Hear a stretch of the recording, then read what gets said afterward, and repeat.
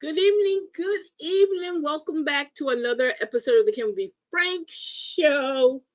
We are back, we are back, we are back. I am hoping that you guys have enjoyed your 2 days already in this week since it's Wednesday. I hope you enjoyed the show last night. We are going to continue with the tribute to Mr. Fuller because we had more videos and I found some stuff. See, look, I'm in the middle of cleaning out the storage room, and y'all, I found some stuff. Some of it I had to throw away, but some of the stuff we actually would definitely go into what Mr. Fuller was talking about. When we talk about the Spark Initiative, when we talk about the Hodges Stockyard, I found that information.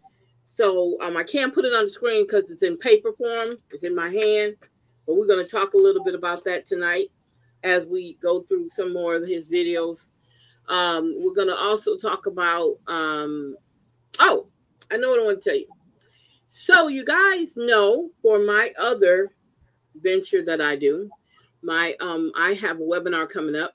And on that webinar, I've already sent out the emails of all the people that I've invited to come to the webinar. It's a very small, intimate webinar, and it is dedicated to Black women. So I need some more of you guys to go ahead. I know December 1st is a week away, but I need some more of you guys to actually finish filling out your registration and getting it in. December 1st, 7 p.m., right here on our StreamYard. So, excuse me, I said Streamline. But on StreamYard, we will be doing a webinar. All right? So I'm looking forward to that. Also tonight, and I really apologize. Tonight I did not get a chance to get in a talk shop live because, like I told you guys, I'm in the middle of cleaning out a storage room and my time got over. And I thought I was going to try to do a show for 7:30, but there was no way I could do it. So I'm skipping tonight, but I will be back Sunday. As you know, Soulful Reset. We will be back Sunday on Talk Shop Live. And Fat and Fabulous here on Facebook and on UCN. So we'll be back Sunday at 6 p.m. for Soulful Reset. If everything works out, we will be there. Okay. I want to say hello to my who's this? My co-host. How you doing, sir? I'm doing all right. Okay. I don't. Are you aware of the latest headlines? No, sir, I'm not. That's what you come in to do. What's going on? Okay, so if you would share your screen and go to the City of Alexandria's YouTube page. Okay, hold up. Give me a second. Give me what did they do? So go to YouTube. Okay. Cool. Go to the City of Alexandria's page. Okay. Gotcha. Okay. Is this him 19? Okay, right here. We're gonna pull that up. Yeah, go ahead and pull that up. I'm gonna share, so we're not talking to ourselves here. Okay. You want to share it? No. I'm gonna share this the live. Oh, okay. Okay. So you just want me to open this up, put it on the screen? Yeah, put it on the screen and let me share the live real quick. Okay. Go ahead. Gotcha. So I'm putting it on the screen. Okay. All right. So he went and had a briefing for the 19th. Wow. No, he didn't. Look, no, he didn't. All right. Okay. Just tell me when to open it up. Hold on, let me share. Do, do, do, do, do, do, do, do, do.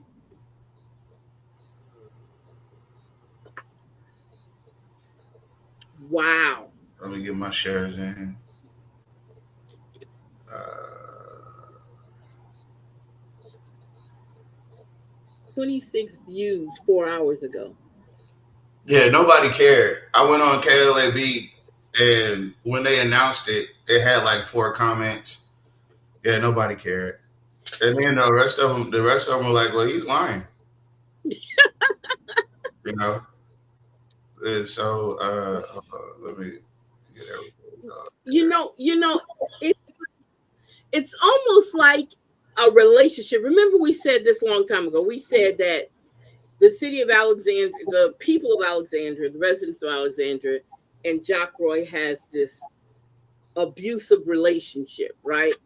And I think the people are kind of getting over him. You know how when you're getting ready to get a divorce, well, you wouldn't know because you've never been married, but you know when you come to the point and you say, well, you know what, this is not going to work anymore. I think this is just me, my opinion. I think that's where people are getting with him. I think they know it's time for something. Because let me tell you this, it's because we don't see the people and we don't interact with them. A lot of them are watching the cities around them thriving. Let me tell you something. It's people paying attention to the cities around Alexandria that's thriving like crazy, right? And Alexandria is stuck in this time warp. And people are leaving because they can't get seem to get, seems like, okay, we put a mayor in place and we thinking he's pushing us forward, but reality is he's got us stuck in this time warp, and they're tired of it, and that's why people are leaving. That's why the population hasn't decreased, and he don't want to admit it, but it has. It's not just a crime, y'all. It's not just a crime. It's the ideal that is nothing going on here that's pushing. We're getting ready to go into 2026. We're going into 2026 with nothing changing. we're going into an election year with no. Yeah, with nothing changing. That's right. You're 100% correct. It's So election. all this feels like he's revving up his base. Mm-hmm. He's trying to, I don't know what he said. I just know that it wasn't interesting enough for anybody to care about it. I know that the police chief is somehow involved or some shit. I don't know. Uh, but he absolutely is revving up his fan base. The what did he say? The who did he say? Actual the business community. Yeah, that's right. He said the business community told him to come. Can he come back? So he's revving up the business community. I think he realizes that the business community is not going to be able to carry him this time. Nope. He knows that this election is super important. He doesn't know who he's running against, and he won't know until July. And he's scared. He's scared. He's scared, and this is the ramblings of someone who's scared. Mm-hmm. Mm-hmm. Wait, Mm-hmm. we wait a couple minutes. Go ahead and talk a little bit more. Oh, I want to talk about the AKK network a little bit. So the AKK network is a network of people that we started on TikTok, and now that I have a solid group of people that content creators that cover various things like the Carmelo Anthony case. We have dating lives where we talk about relationships. We have a wide variety of topics that we talk about. Uh, and so I want to kind of push that out to the forefront because not only are we on Facebook in 3 different places, we're on YouTube in 2 different places streaming right now. So if you don't follow one, you can find the other one. If you want to watch us from YouTube, that's all fine and dandy. Just follow the AKK network and also follow Super Bank. Well, you ain't gotta follow that one, but if you find one, you'll probably find the other one. Um, if you're here because I sent you an inbox, thanks for coming through. Uh, please send me an inbox if you would like to come up and be a guest. That would be cool. We don't mind guests. It's a semi-safe environment. We do afford other points of view. Just be really, really careful about what you say. And yeah, that's that on that. Follow the AKK network. And make sure you're following UCN, which most of you guys already do. And yeah, that's about it. Like and share. If you're watching this from YouTube, like, subscribe, and share the live out. If you're watching us on Facebook, still leave a like and share the live to your to other people that are local. Since we're talking about local things today, and yeah, that's about it. That's all I got. Um, I'll wait a couple more minutes because I don't want people to miss this. What you got? What else you got? Oh, let me see. What else do I have? That's going on. I can't think of anything right off the like off Oh, the. your boy Donald, Uh huh. signed the Epstein law. Oh, you did. Yeah, he signed it in. Yeah, it's a law now. But let me see if I can pull up what he said on. Wait a minute. What do you mean sign into law? What are you saying? Well, okay, so yesterday the Senate and Mhm. Congress passed it 247-1. Chuck Schumer pulled a move and got a unanimous a unanimous consent from the Senate to, as soon as they get the bill, they're going to pass it because it's got to pass in the House and the Senate. Mhm. And as soon as he said well, they moved, and uh, soon as they got it passed in the House, it goes to the Senate where they have to pass it, and then it goes to the president's desk where he signs it and it becomes a law, right? So before it even got to the Senate, it had already passed. So it went from them. Hey, Steve, what's up, Steve? It went from them to his desk this morning, and I think about an hour ago he signed it. But before he signed it, Mhm. let me read. Let me see because we got a couple minutes.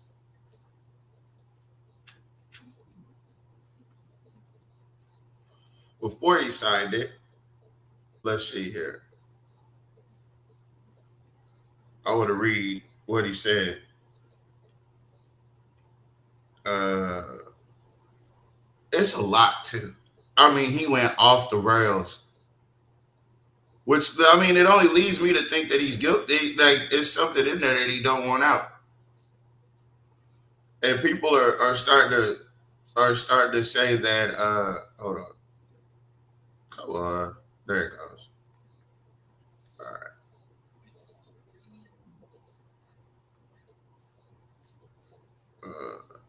hold on. You know my girl Rubia Garcia, she be on it. God damn, that's a lot. He says, Watch your mouth. oh, I'm sorry.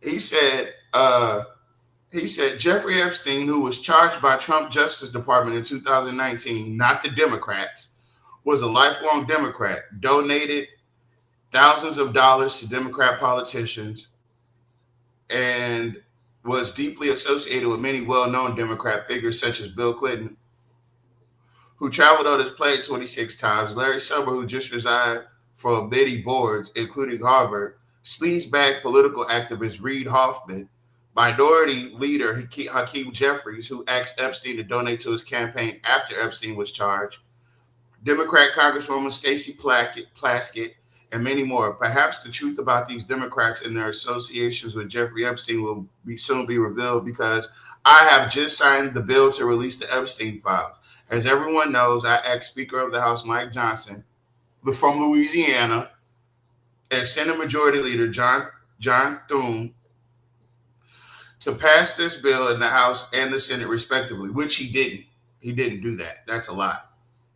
Uh, because of this request, the votes were almost unanimous in favor of passage. At my direction, the Department of Justice has already turned over close to 50,000 pages of documents to Congress. Do not forget the Biden administration did not turn over a single file or page related to Democrat Epstein, nor did they ever even speak about him. Democrats have used the Epstein issue, which affects them far more than Republican Party, in order to try and distract from our amazing victories, including the great big beautiful tax cut bill, strong borders, no men and women's sports, a transgender for everyone, ending DEI, stopping Biden's record-setting inflation, lowering prices, biggest tax and regulation cuts in history, ending 8 wars, rebuilding our military, knocking out Iran's nuclear capability, getting trillions of dollars invested in the USA, creating the hottest country anywhere in the world, and even delivering a huge defeat to the Democrats on the recent shutdown disaster. For years, our great nation has had to endure Russia, Russia, Russia, Ukraine, Ukraine, Ukraine, impeachment hoax number one, impeachment hoax number two, and many other Democrat created witch hunting scams, all of which have been so terrible and divisive for our country and have been done to confuse and deflect and distract from the great job that Republicans and the Trump administration are doing. This latest hoax will backfire on the Democrats just as all of the rest have. Thank you for your attention to this matter. Make America great again. Laura Loomer on X. If you guys know who Laura Loomer is, then you know what I'm about to say. She says, I'm going to say the GOP has a Nazi problem. And the more we pretend like we don't, the worse it's going to get. We do. Don't tell me we don't. Laura That's Loomer. Ooh. Wow. That's Laura Loomer. She is a staunch advocate of what's his name? I can't make Wow. this up. What do you think? Like, is this a reflection of local politics where we repeatedly get lied to, and Mhm. you gotta force Jock to do anything that Yeah. requires? Yeah, there's a lot of oh, I know what I wanted to see. So, um, anybody in the audience, right? Before I get too far ahead, can anybody in the audience tell me Kay Miguel's political affiliation? Political? Yeah. Okay, she ran. Okay, I do know she ran for mayor at one time, and then when after she ran for mayor against Jock Roy, which I believe he put her in the race against Catherine Davison, he wound up making her the chief of staff. I think after she ran and lost. I don't think she's there no more. I don't know if she's still there, but that's what she was his running. She ran against him. And when after she ran against him, that's when she got that position as his administrator, chief of staff or something like that on his at the city of Alexandria. She got that position. And also Kay Miguel's used to be on the ethics board. And when she ran the mayor mayor of the city of Alexandria, they put somebody else in her place. And also, another thing, she is also part of the Gold Wings team. Um, excuse me. Yeah, she's part of that team at one time. I don't know if she's not there anymore, but she was part of that team. I want you guys, what I just said to you guys, excuse me, y'all should understand why we say the things we say. Now, I just told you two different things that one person was involved in.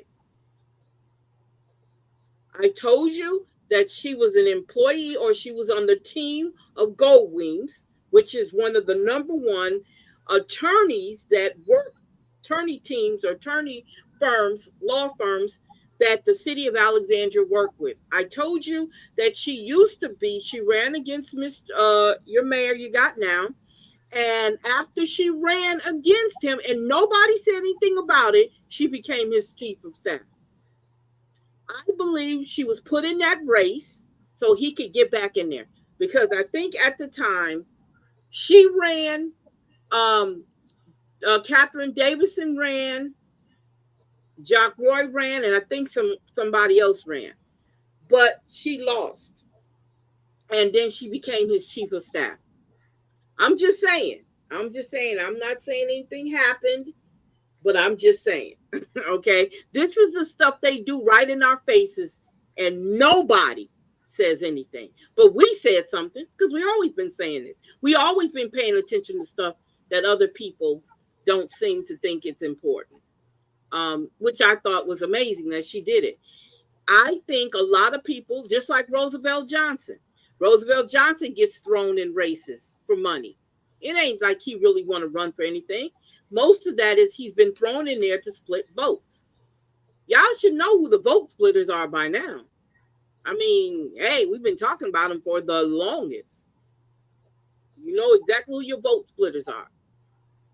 When he comes up, he's in there to split a vote. Because you got to remember, Johnson been quiet for a while. If he comes up in this mayor's race in 2026, you know he's in there to vote split. You know he's in there to vote. Just watch who runs against him. Watch who runs against him. Pay attention to who runs against him. Because I guaranteed you, they're there to vote split. They don't, because my thing is, if you were really about the community and about the people, you would be a servant all the time. Not when it's only time you come up is when they run for a seat. You would be in the faces of everybody all the time. You would be hollering out all the things that you think he's doing wrong, not only just what he's doing wrong, and then you would come up with a solution how you could fix it and work on it in front of everybody. No, y'all don't see that. Mayoral elections in Alexandria are nonpartisan. Candidates are not required to declare a party affiliation to appear on the ballot. So, what we're talking about, what I'm trying to point to here is the fact that this political ambiguity that exists in Alexandria is really Republican. Yeah. Yep. Right? Yep. Jock is a Democrat on pay. He's a Dino, Democrat in name only. Yep. Because he doesn't do Democrat. If you guys watch him, he doesn't do a lot of Democratic things. Right? No, he does not lean he does not lean left. Oh, she ran as a Democrat. Thank you, Kev. They don't even play the role that well. Yeah. Let me tell you why I know she's a Republican. Because majority of the Gold Wings, these are Republicans, you guys. No matter how much they say they are Democrats. Majority. I say if it's 10 people that run Gold Wings, 9 of them are Republican. That's right. That's right. And don't forget, Kay Miguel's she was also on the ethics board. I said it. You didn't hear me. Okay, I missed that part. Yeah. She was also on the ethics board. But here's the thing. She was Jock Roy's chief of administration when he was in office before. I told before. Oh, okay. Hold up. Remember when I just said, are you listening to me? No, listen to what I'm pointing out. Okay. When Jeff Hall became the mayor, guess where she went? Nowhere. That's right. She stayed in that position. He did not switch her out. Surely didn't. Jeff Hall's not a Democrat. No, he's a Republican. No. Nope. Right? Yeah, wolves can appear as sheep. You damn right. That's right. All the time. So this is the end of the Dino era in Alexandria. Because your Republican stripes are showing. Yeah. Your Republican stripes are you are exposed for who you really are. Now, I'm glad we brought it back to this, right? So now we're talking about Democrats. She stayed in there because she interviewed me.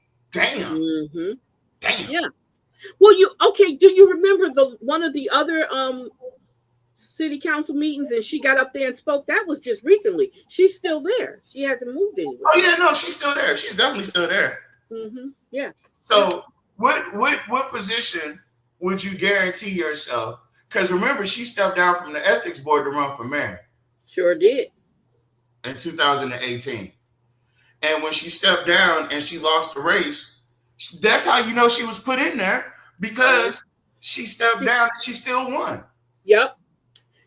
I just said, Tavares, are you listening? I just said I was right.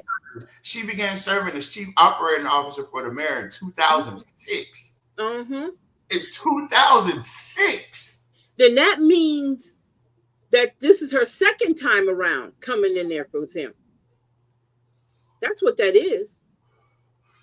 I think she was his chief of staff the whole time because she could be the chief of staff. And I don't know if she could be on the ethics committee. I don't know. I don't know how long her stint was on the ethics committee. However, she did serve there. Yeah. So let's go ahead and roll that beautiful bean footage. Okay. So here we go, you guys.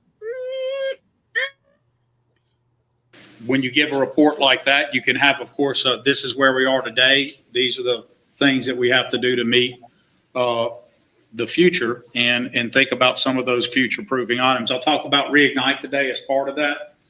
Just up front, Reignite does not require any new tax, and we did not base it even on the renewal of a tax. It's based on what the Spark roll-off does currently and how it can be funded in the future. I think that's really important to highlight to people, although it can give a false sense of, oh, well, then you don't need things. So we'll come to that as we do throughout the rest of the year. But those are the facts. I mean, transparency is what it is. You can't.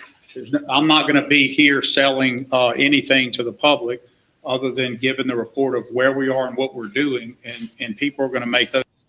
Isn't that cute?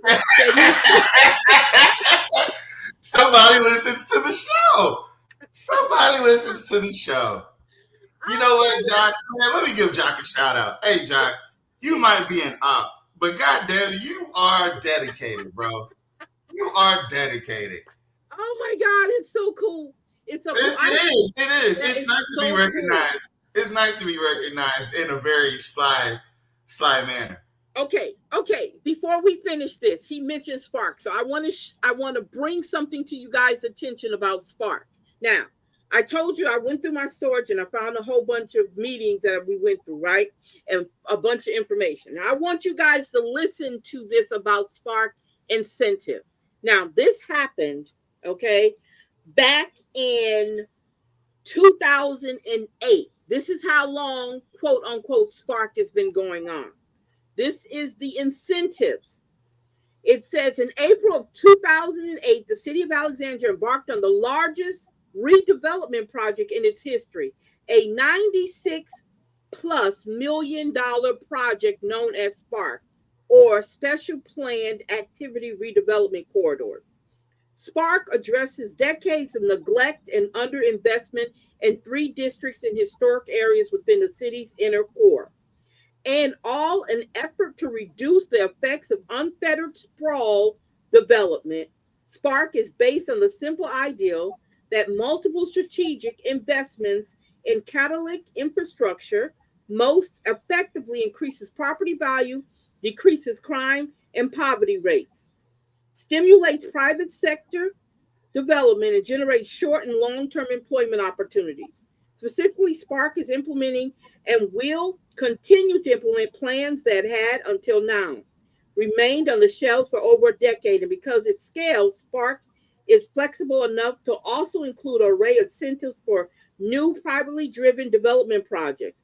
Spark tackles everything from housing and retail developments to improving roads, drainage, and police and fire coverage. That's what Spark was. We are now, that's 2008. It's 2025. What has changed?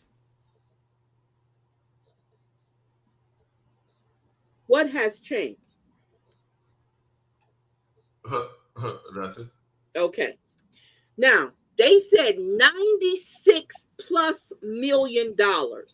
So 2008 to 2025, how many years is that? 17 years? Yeah, something like that. 17 years. So I'm sorry. I want to make sure because I might have to come back to some of this. Okay. Let's see. Oh, and she was. He said Kevin said she was simultaneously the director of planning. Yes. So yes. she was making over there at the city of Alexandria off y'all tax dollars. That's right. That's right. She sure was. She was doing very good. She was very good. And then I also have some information on the Hodges Stockyard too. I got that information too. But we're going to get back to that. So let's finish. I just wanted to let you guys know how long he keeps mentioning Spark. We're going almost into 20 years of Spark, right? And if you look around you, what has actually changed? We know that He's going to blame Jeff Hall being in there for 4 years. That's what he's going to blame. But he can blame that all you want to. He's been there for 16. I know. But let me say this. Let me see. Spark is designed to provide immediate catalytic intervention in 3 distinct areas of Alexandria inner core, known as cultural restoration areas, each of which corresponds with the important heavy traffic transportation corridors. Downtown and the riverfront, Bolton Avenue and North MacArthur Drive, and Masonic Drive and Lee Street.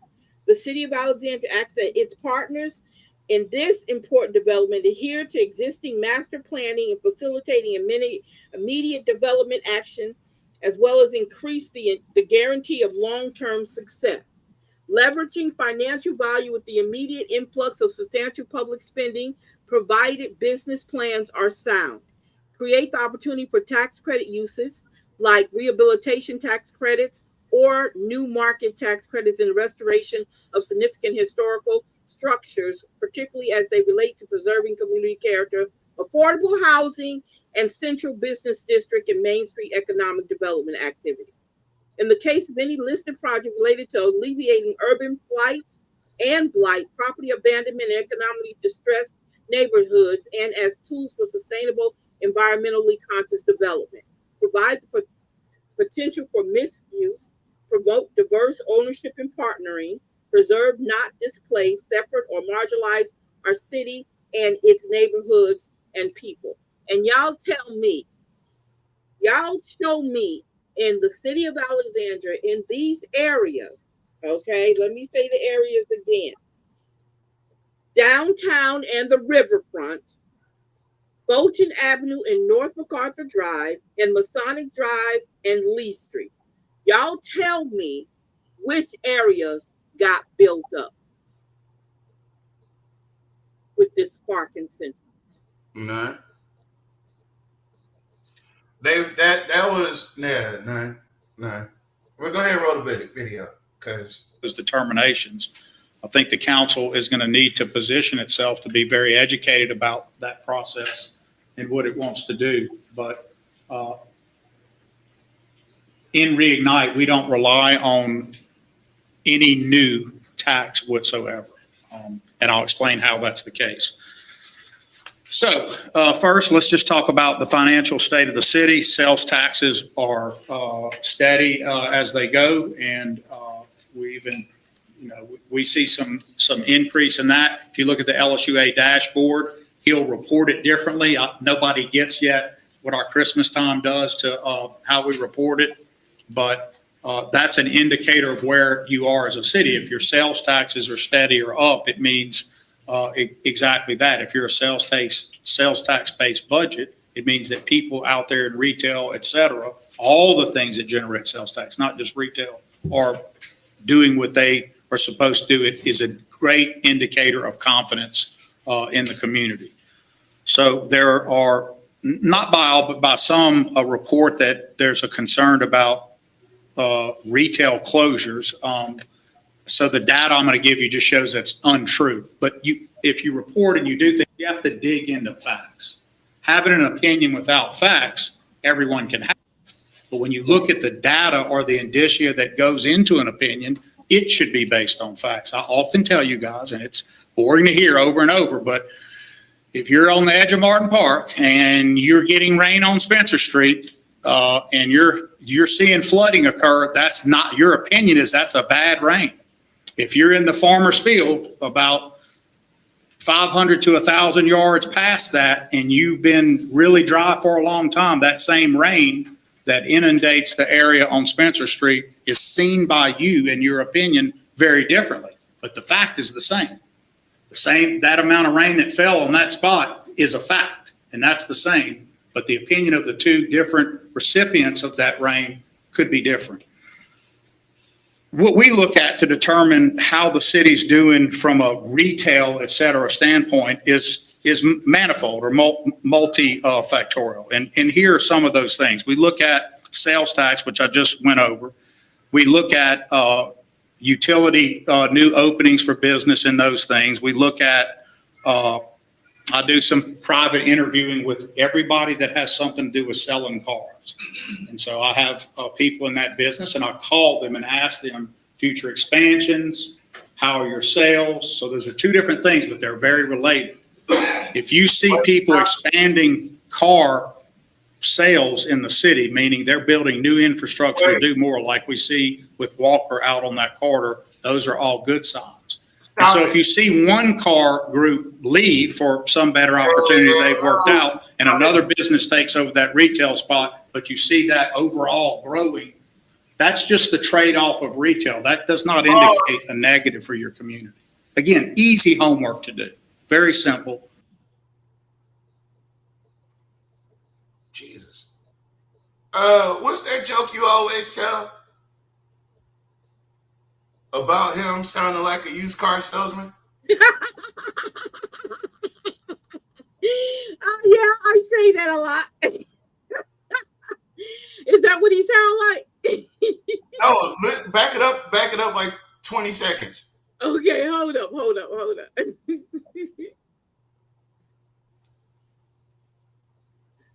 And so I have people in that business, and I call them and ask them Back it up a future little bit more. expansions, how are your sales? What? Back it up a little bit more. Okay. All right there. So that rain could be different. What we look at to determine how the city's doing from a retail, et cetera, standpoint is manifold or multifactorial. And here are some of those things. We look at sales tax, which I just went over. We look at utility, new openings for business and those things. We look at, I do some private interviewing with everybody that has something to do with selling cars. And so I have people in that business, and I call them and ask them future expansions, how are your sales? So those are two different things, but they're very related. If you see people expanding car sales in the city, meaning they're building new infrastructure to do more, like we see with Walker out on that corridor, those are all good signs. And so if you see one car group leave for some better opportunity they've worked out, and another business takes over that retail spot, but you see that overall growing, that's just the trade-off of retail. That does not indicate a negative for your community. Again, easy homework to do. Very simple. But if you don't want to, if you're lazy about it, then you can just. Okay. Hold up. First off, let me say this. I didn't know mayors did that. First off, you just told us that you have personal relationships with these car salesmen and these car dealerships, right? So now you're making me think, where are we buying our cars from for the city? Secondly, you're talking about your personal, intimate relationship with these cars. It's not easy homework to do. It takes them knowing you in order to get the information. Yeah. So where do you, again, sir, how many minutes are we into this? Not that many. Yeah, and it's already a shit show. Go ahead, I'm sorry.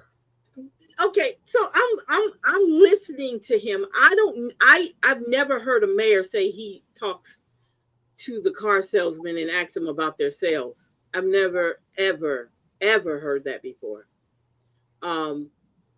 Why would that be something a mayor does?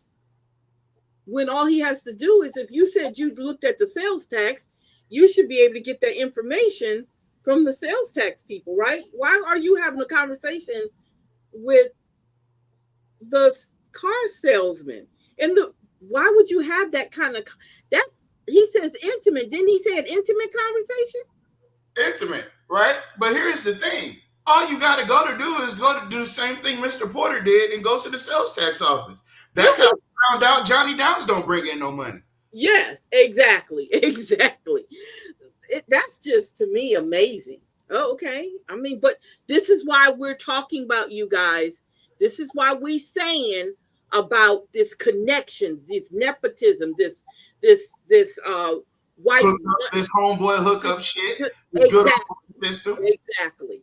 Now, Walker, I didn't know Walker was, I don't know what Walker expanding for. People, and see, this is another thing. I'm wanting him to say this. People are leaving here, okay? So the ideal that all these quote unquote businesses are just booming to come into Alexandria is amazing. It really is. What he's doing is he's turning Alexandria into a car lot.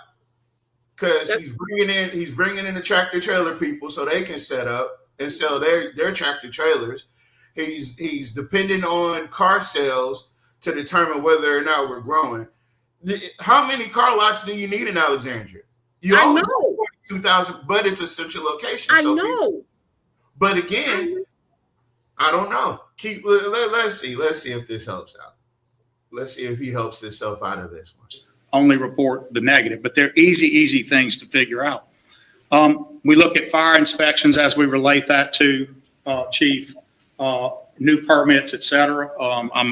I know what that data is as well. So cars, sales tax, the final fifth one for me is annexation and new development requests. So as a council, Mr. Johnson, you may not agree to every annexation for lots of reasons. There are lots of people that want to be annexed in the city, which would immediately jump both population and other things for you. But if the cost to annex them in because of their infrastructure needs that were built not under our standards out in the parish or elsewhere long ago outweigh the benefit of bringing them in, we've been careful about that. So is every council before yours. But you still count requests and you look at developments and new areas that would like to be annexed. Not just the traditional ones. I won't count those. They've been asking. But new places that want to come in to build, whether we approve it or not or leave them in the parish, but they're adjacent to the city, those are also on the up. So all of the indicia are indicators of what we look at to determine whether the city is, in a commercial sense, growing, doing better as compared to, and this is all you can do is look at the past and look at now, and you make those comparisons. Do not indicate the negativity that I think you guys, to continue with the flood, are inundated with every day, right? This idea of a closure. So that's in general, and that'll be coming out in your State of the City report, Madam President, shortly before the Christmas holiday. Let me say another thing about retail, how retail moves around. If a restaurant closes, a fast food or even non-fast food restaurant closes, typically that dollar that was going there, those customers just rearrange to another choice, right? So when you say that a restaurant's closed as an indicator that the city is failing somehow, it's just not doing your homework. And it's really just a crazy indicator. It's made worse if that restaurant is not only closing, but moving to a new location where they're going to rebuild the place, more expensive, add infrastructure, add non-permanent, but temporary construction jobs, et cetera. That's another indicator, but you've got to trace that all the way through, right? And I think that doesn't happen a lot, but I want to make sure people understand those are the ways you grade that paper, Madam Teacher. So my question, who is he talking about? Did somebody make an indication about stores closing and stuff? I think he's talking about Channel 5. I mean, KLB. Well, here's the thing, right? So anytime businesses are leaving your city, Mm-hmm. anytime businesses are shutting down, Mm-hmm. anytime things are moving to Pineville out of Alexandria, Mm-hmm. Shamir said, we tired of Mexican restaurants, damn it. Hey, I agree. Yeah. But Alexandria doesn't, let's say, for instance, Alexandria doesn't have the revenue to support a Fogo de Cow or Fogo de Chao, right? Yeah. Where your typical bill is somewhere upwards of $500 or $600 Mm-hmm. Yeah. for two Yeah. people. For two people, yeah. So they can't do that. But what I can say is that he's just trying to bloviate the fact that, what did I say? He's talking, this is him revving up his base. He's talking about the business community. He's not saying anything about districts 1, 2, or 3. He's talking about the business community. And he's pantomiming this thing about that tax renewal. I heard that come in. Yeah, that's on the under of his dialogue. But he said that the Reignite program, whatever that is, he's saying it said he's not dependent on the tax renewal. Yeah, exactly. Now wait a minute. No, don't get me wrong. We're still gonna need that money. We're still gonna need that money. But yeah, this ain't got nothing to do with that. So that lets me know, if we do get the tax renewal, some of that money will be funneled over to Reignite. Mm-hmm. It will be. Absolutely. He has because he's related the two in conversation. Yeah, it shouldn't even been, unless somebody said that's what they're going to use. It wouldn't matter. Somebody, it's not his job to respond to what somebody said about allegedly. Yeah. But that tax renewal it's baked into this. But I'm gonna go back to being quiet because I haven't watched this yet. I don't want the council to be concerned because you hear about a retail closure that necessarily means, by all the other indicators of retail growth, that there isn't retail growth. Sometimes a restaurant just isn't liked, it loses its patronage. And so what happens is that will be absorbed as retail dollars are in some other restaurants for the patrons who are still going. But retail is not a city-driven phenomenon per se, right? You don't decide that, Madam President, where people eat. You also don't choose how many restaurants and one type of food to do.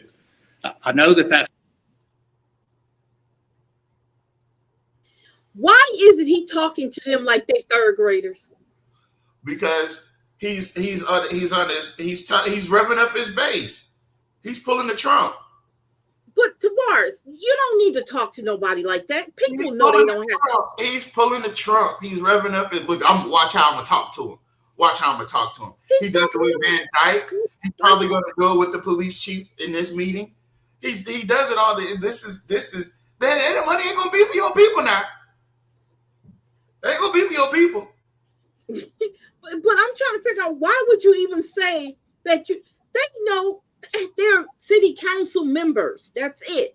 They have nothing to do with restaurants and businesses that come to Alexandria or who leave Alexandria. Why are you even saying that? Because they complimented Joe Fuller and all the changes that he made yesterday. A little insecure. Not a little insecure. Did you say a little? Insecure, yeah, because if Joe Fuller would have come back and he was still with us and he wanted to run for mayor, he would unequivocally spank Jock. Yeah. And Jock knows that. Yep.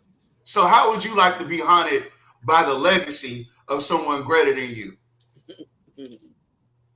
There's a lot of people greater than me. There's a lot of people, but that was one of the more prominent Black figures.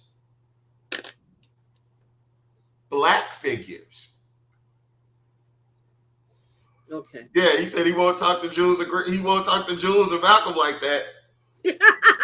No, the fuck he won't. He said Mr. Johnson. That must have been Gary in there. Yeah, it must be Gary and Cynthia in Yeah, there. yeah, yeah. It's Go a ahead. popular thing to say that we have too many of one type of restaurant. You don't, if there's a market to build 10 more and they're full, then you don't have enough of that. If the market supports 10 of a certain type of restaurant, when someone writes and says, why do they keep doing that? The they is not the city, it's not the council. The they is the person taking the risk of their talent, time, and treasure to go open a place. No, because the permits come from the city. Stop. Well, I No, mean, you don't get come on. the city doesn't. I get what he's saying. I get what he's It's saying. grossly plagued with inaccuracies. Yes, yes, because the city has to give them a permit in order for them to even do any type of business in the city. So him saying that doesn't make any sense. He knows that. He says we need to take all businesses that come to the city. We don't need to think about what actually is needed or what the people want. Fuck what Yeah, the people want. yeah, yeah, But yeah. fuck what the people want. We need to get businesses in the city. Yeah, just like he said, fuck what the people want down third. They wanted a shopping center, but fuck them. We're gonna give them nothing. Yep. We're gonna give them more. We're gonna give them more affordable housing that we can profit off of on the back end. Yeah. Yeah, that's what we're gonna give them. Fuck what them people want. They don't Watch need. your language. Watch your language. Sorry, I forgot. Them people don't need no shopping. They don't need no grocery store down third. They don't need that. They need more Mexican restaurants. Yeah. Give them more Mexican restaurants. That'll make them happy. Okay. I just thought that was funny. Put people to work and try to make it. And if they make it, and it's another restaurant of a certain type, someone thinks there's too much of, then there wasn't too much of it. The market board. First of all, you're bringing in restaurants that's not even paying living wages. Okay. Most of the restaurants he's talking about to have a whole bunch of is they're not paying living wages. Yeah. So They start out at 8.25. Nope, I don't think so. I don't see the point of bringing in businesses that aren't paying livable wages. Exactly. So you're saying just bring them on in. You have a whole bunch of restaurants. Yeah, somebody did complain it's too many restaurants. It is. But ain't nobody coming. Ain't nobody eating at these restaurants. So why would you keep throwing your money into a restaurant that's not being patronized? Why are we steady building these places that don't support livable wages? Livable wages or don't stay around long. Restaurants don't stay long. Shamir said, "Who's going to work there if they're all getting deported?" Shamir, that's not nice. Well, I will say this: where I live at, right? I go into a Chinese restaurant and all of the staff is Mexican. Yeah. Put that together. Put that in your pipe and smoke it. Yeah. Make that make sense. Yeah, make that make sense. But yeah, go ahead. I'm sorry. That's all right. Watch your language, boy. I didn't say nothing. No, just in case you be getting rough. Only I can cuss on here. Oh, okay. Well, cuss the market bears that restaurant. Does that make sense? I'll answer questions on that. Okay, so I know there's a lot of expertise about that. I saw recently there was a hotel being built next to the mall, and there was a string of comments that we don't need that, another hotel. Again, evidently you do need another hotel. No, you don't. Hampton and people like that don't build a hotel. Now, who do you think approved of that hotel to come here? The thing is, you don't need it. You don't need it. Because nobody comes here. There's nobody coming here. At first, you guys said they needed the hotel space for Dixie League, for the conventions, for the Pentecostals. Yeah. Now, what do you need it for? What do you need more hotels for? That's a sweetheart deal. Yeah, though, and see, listen to how he's talking, because a lot of these deals are just what you're saying. Because again, despite what he's sitting up here pretending, nothing gets built, nothing gets bought here unless Jock says it can come here. Now, keep this in mind. Y'all know he is a micromanager. Nothing gets put in the city of Alexandria without the approval of Jock Roy. Now, don't get it twisted, okay? Don't get it twisted. If he says he don't want that there, he'll talk to the planning department, he'll maneuver, they'll put paperwork together and say, "Oh no, we don't want that here." And that person will take their business somewhere else. He doesn't care about the people here. He don't like a lot of competition for his buddies. Keep that in mind. Because again, as we said earlier, who put him in this last time? He said the business people put him in the last time, right? So, of course, a lot of competition ain't going to be coming to Alexandria to compete against his buddies. Don't get it twisted. This is, let me tell you something. If you understand how capitalism works, if you know how business works, yes, these types of things take place where they will say no to a business if it's competing with a business that's already been in existence and it's one of their buddies' businesses. It happens all the time. So, this stuff he's talking, listen, but take it as a grain of salt, because nothing gets put in Alexandria, in the city of Alexandria, without Jock Roy saying it's okay. Believe that.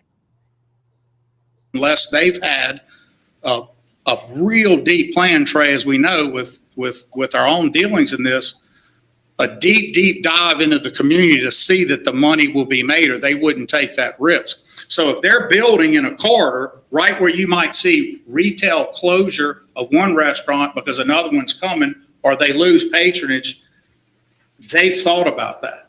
And that's not what it means. Sometimes restaurants close because they fall out of touch with the patronage, or people change what their tastes and desires are. Maybe their price point is off.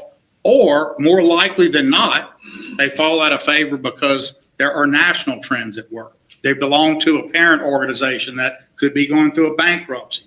All of these things I've seen happen in this year, but none of those are reported. So I want you guys to know we do keep track of that, because we care if something retail closes.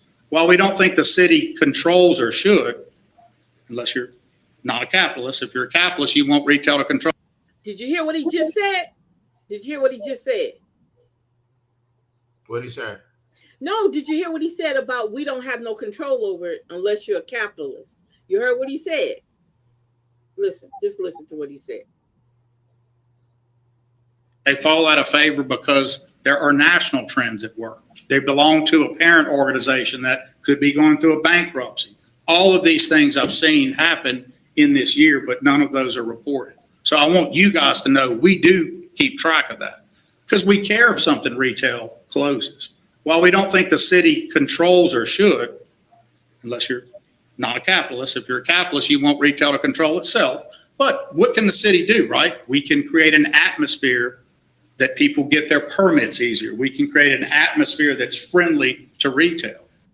Did you hear what he just said?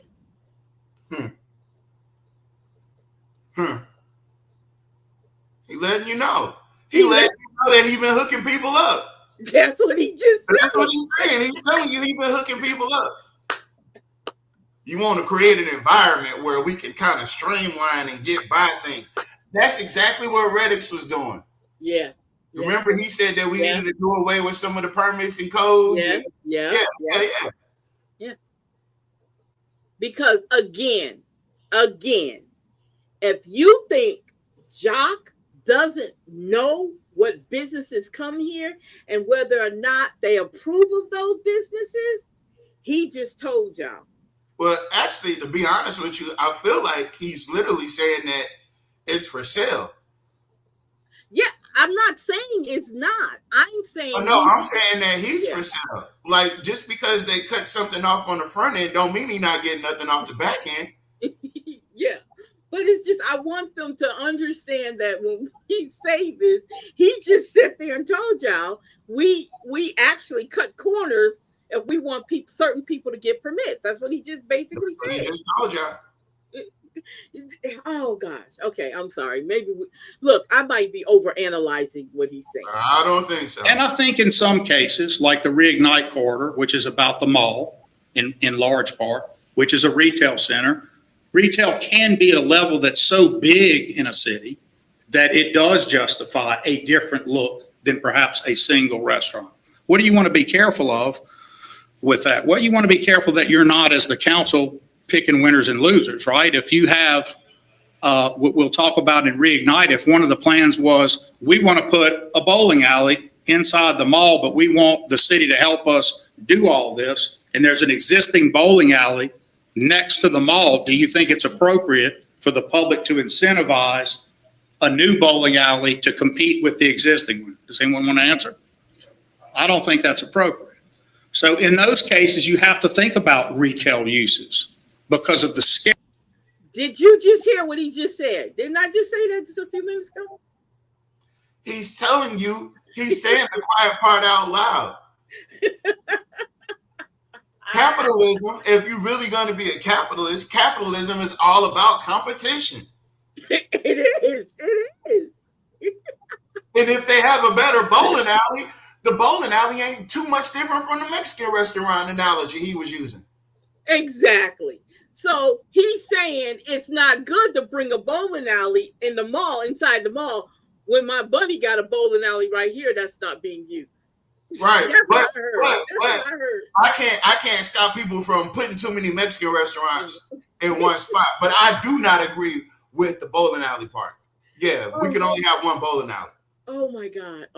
Okay, I'm sorry, y'all. I'm sorry. And hey, wait, and because you don't. Huh? That's why nothing new comes here. I just said that earlier.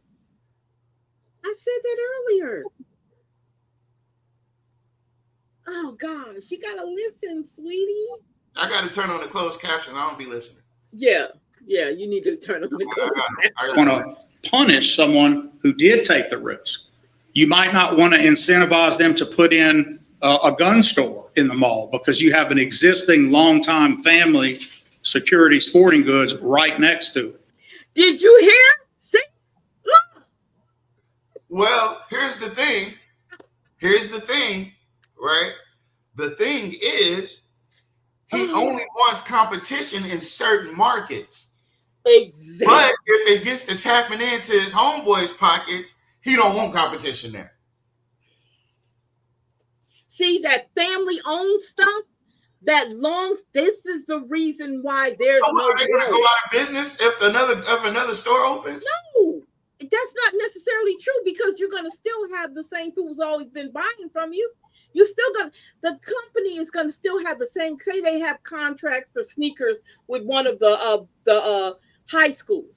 That's not going to change unless the price is better. Now, if the price is better, there you go with your competition. Then, hey, yeah, you know what? So they want to be at, well, he didn't say anything. There's a pawn shop that sells guns right up the street from this security sporting goods. Sure is. It's literally like 4 blocks away. Yeah. I bought one from him, but that's a different story. No, it's not. That mom, many holes in the ceiling. Birds are making a nest. Look at it in the front. The nail shop has been like that for years. Yep, that nail shop ain't going nowhere. I don't know how they do it, but that nail shop is not going. That nail shop is going to be the only thing in that mall. That and the jewelry kiosk. But so do you guys get what we're saying? I'm so glad you guys are listening and getting an understanding. Ask questions in the chat if you have any questions, y'all. Just think about what he just said. He said everything I said earlier. That's how it works. Nothing is getting put in Alexandria. No business is coming to Alexandria with Jock Roy's stamp of approval if it's not on it. That is just how it works. But he's saying that they can't control it. But that's a lie, and you know that's a lie. He just told you. He gave you a perfect example with damn sporting good, with security sporting good. He said he can't control it. He just told y'all he can't control what comes in here. whatever. Okay, okay. All right. All right. All right. Maybe we might not be listening to it properly. We might be listening with our bad ear. Yeah, yeah. So those are the kind of things that we would think about in retail. Now, let me tell you another area, Madam President, where we chase retail. We do have groups and consultants where we do contact different things that we think people might like or would come because we're worried they don't have the correct data. So retail may do a dashboard view of your community, see one set of data, but if they just knew this one other thing, it would change their mind. They're really good at that. As I said, the hotels are really good at it. But he said, if you guys only knew that we're hooking people up over here, man. If you come here, listen, we'll cut all the red tape out the way. You know, you're seeing that, but see, you can't see the part where we're saying we're going to cut all the red tape out. So let me reach out to you and let me tell you, look, you come here, man, we're going to make this a sweetheart deal. Yeah. You remember now, the utilities incentive is still in place. Oh, yeah. Oh, shit. And he's the only one that can approve it. Yes, and he's the only one because Marcotte is gone. He's the only one who can make that incentive. Him and the director of utilities, which that explains a lot too. But yeah. Them two are the only ones. Listen, the utility incentives are for businesses that want to come to Alexandria, and they get a break in their utilities because they're buying. I guess they pay more or whatever. How do you get a break from paying more? I don't know. But if he treated them businesses the way he treats the citizens, then we'd probably be looking at a different Alexandria. Or maybe if he treated the citizens the way he treated the businesses, we'd be looking at a different Alexandria. But he's not doing either. He's talking about the business community. That's his focal point. Fuck them people. Excuse my language. Forget them people. He's saying it, like you said, the quiet part out loud. Sometimes with restaurants, there can be this one added thing, or they find out a new project is coming on board and it changes their mind. So we do chase it in that way. Otherwise, while I know mayors love to, including me, cut the ribbons at retail is largely a phenomenon that happens in the private sector. And when I say largely, I mean 95% or more, 99%. And the choice to close is also 99% some type of choice that has very little to do with the city. I guess the biggest example that I would like to give that is less about retail would be the closure of any kind of rural health or some of the hospital adjacent centers that we've had. In the COVID world and when we had Medicaid expansion going gangbusters, there was a lot of overbuild in communities. We were one of them. And so because there's so much subsidized things happening, government subsidized, people were able to build. If you have those places and you go into the waiting room, Madam President, and no one's in there day in and day out, that's an indicator of that overbuild. I've talked to the hospitals about when those changes were made. They were nothing to do. They had to do with not needing that because they didn't fully need it before it was subsidized. You were able to have more and more locations because you didn't have to make it work on your bottom line like normal. There was subsidy attached. Also, there were just some realignments that hospitals do from time to time. And I think they gave the list of the reasons for that. What'd you say? So what he's saying is the subsidies ran out. Yeah. Just like with housing, the subsidies ran out. The subsidies ran out. Just like with what's that place we was talking about on the corner down Third on Willow Glen, the apartment complex? Hodge Stockyard? No, the apartment complex on Third that just got shut down. Oh, the Bethel Apartments. Yeah, the subsidies ran out. So they stopped taking care of it. And that was a city-owned property. Well, not city-owned, but the city gave them the vouchers for the people. And that was a project that was headed up by somebody he put in place. Yeah. So the subsidies ran out. That's why they cut and run. because they can't make the money no more. And then the people are left to suffer with the bill, with the everything else that goes with people leaving and businesses shutting down.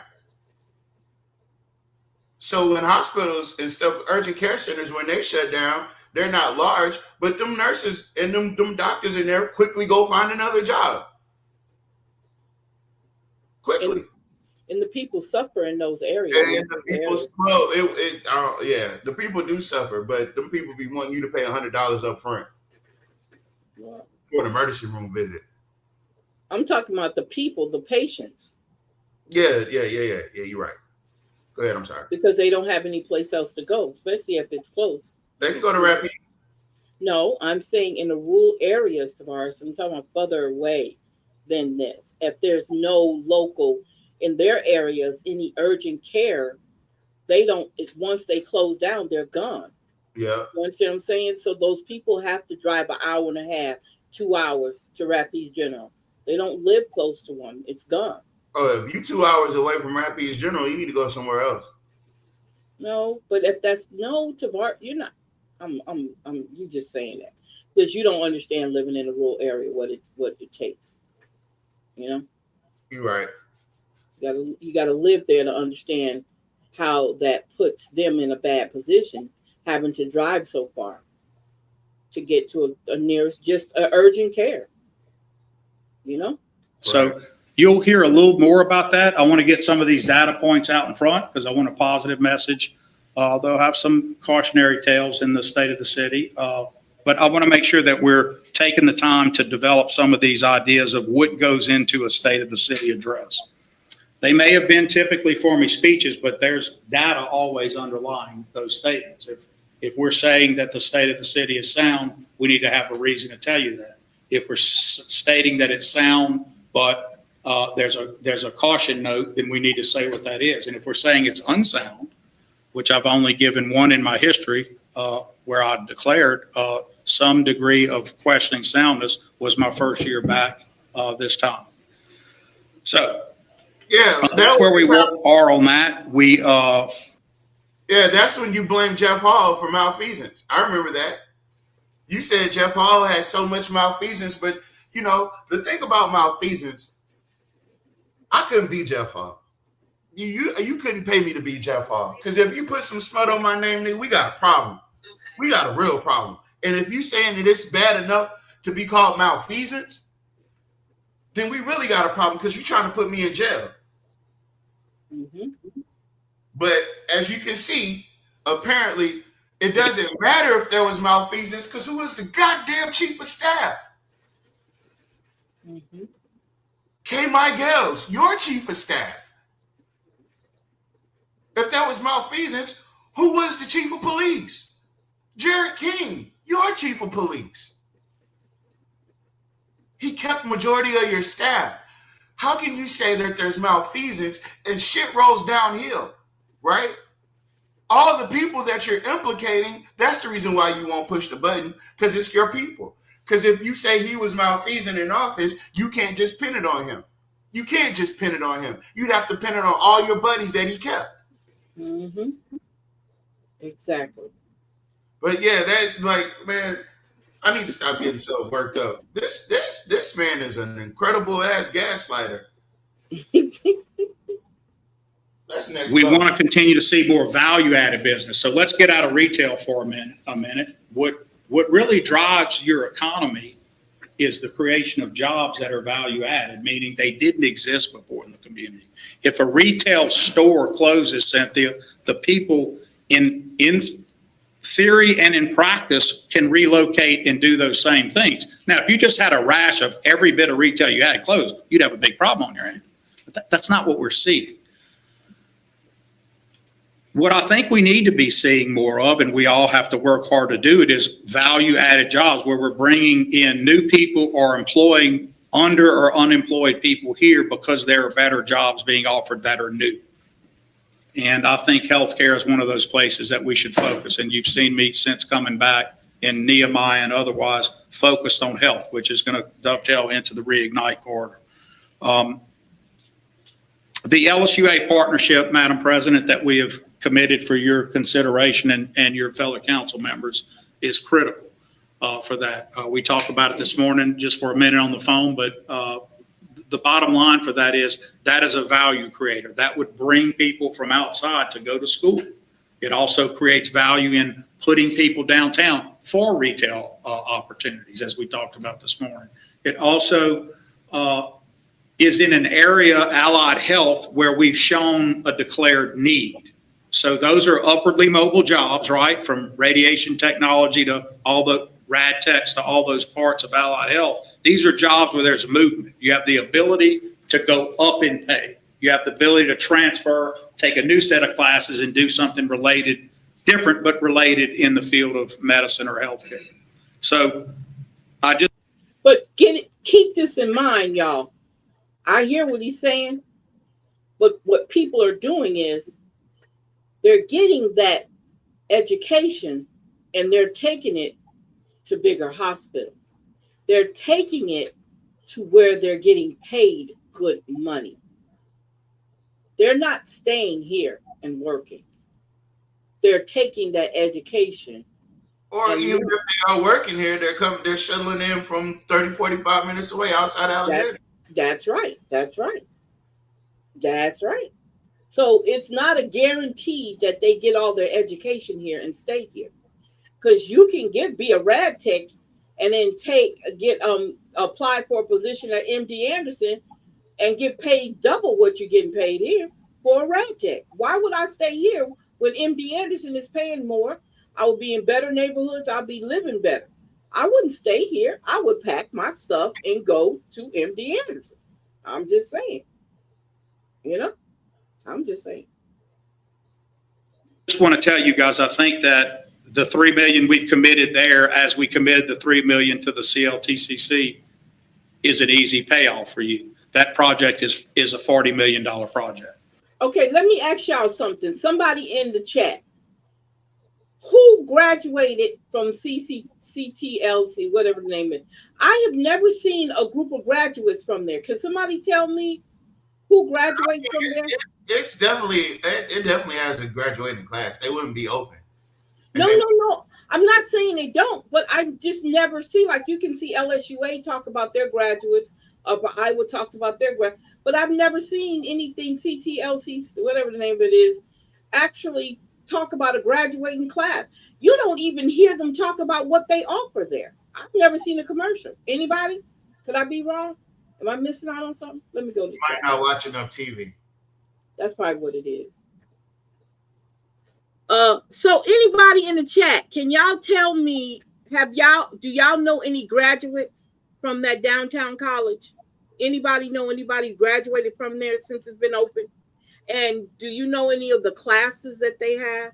Because I just thought that was kind of weird that you never see them actually advertise on TV. Now I've seen LSUA. I've definitely seen Upper Iowa.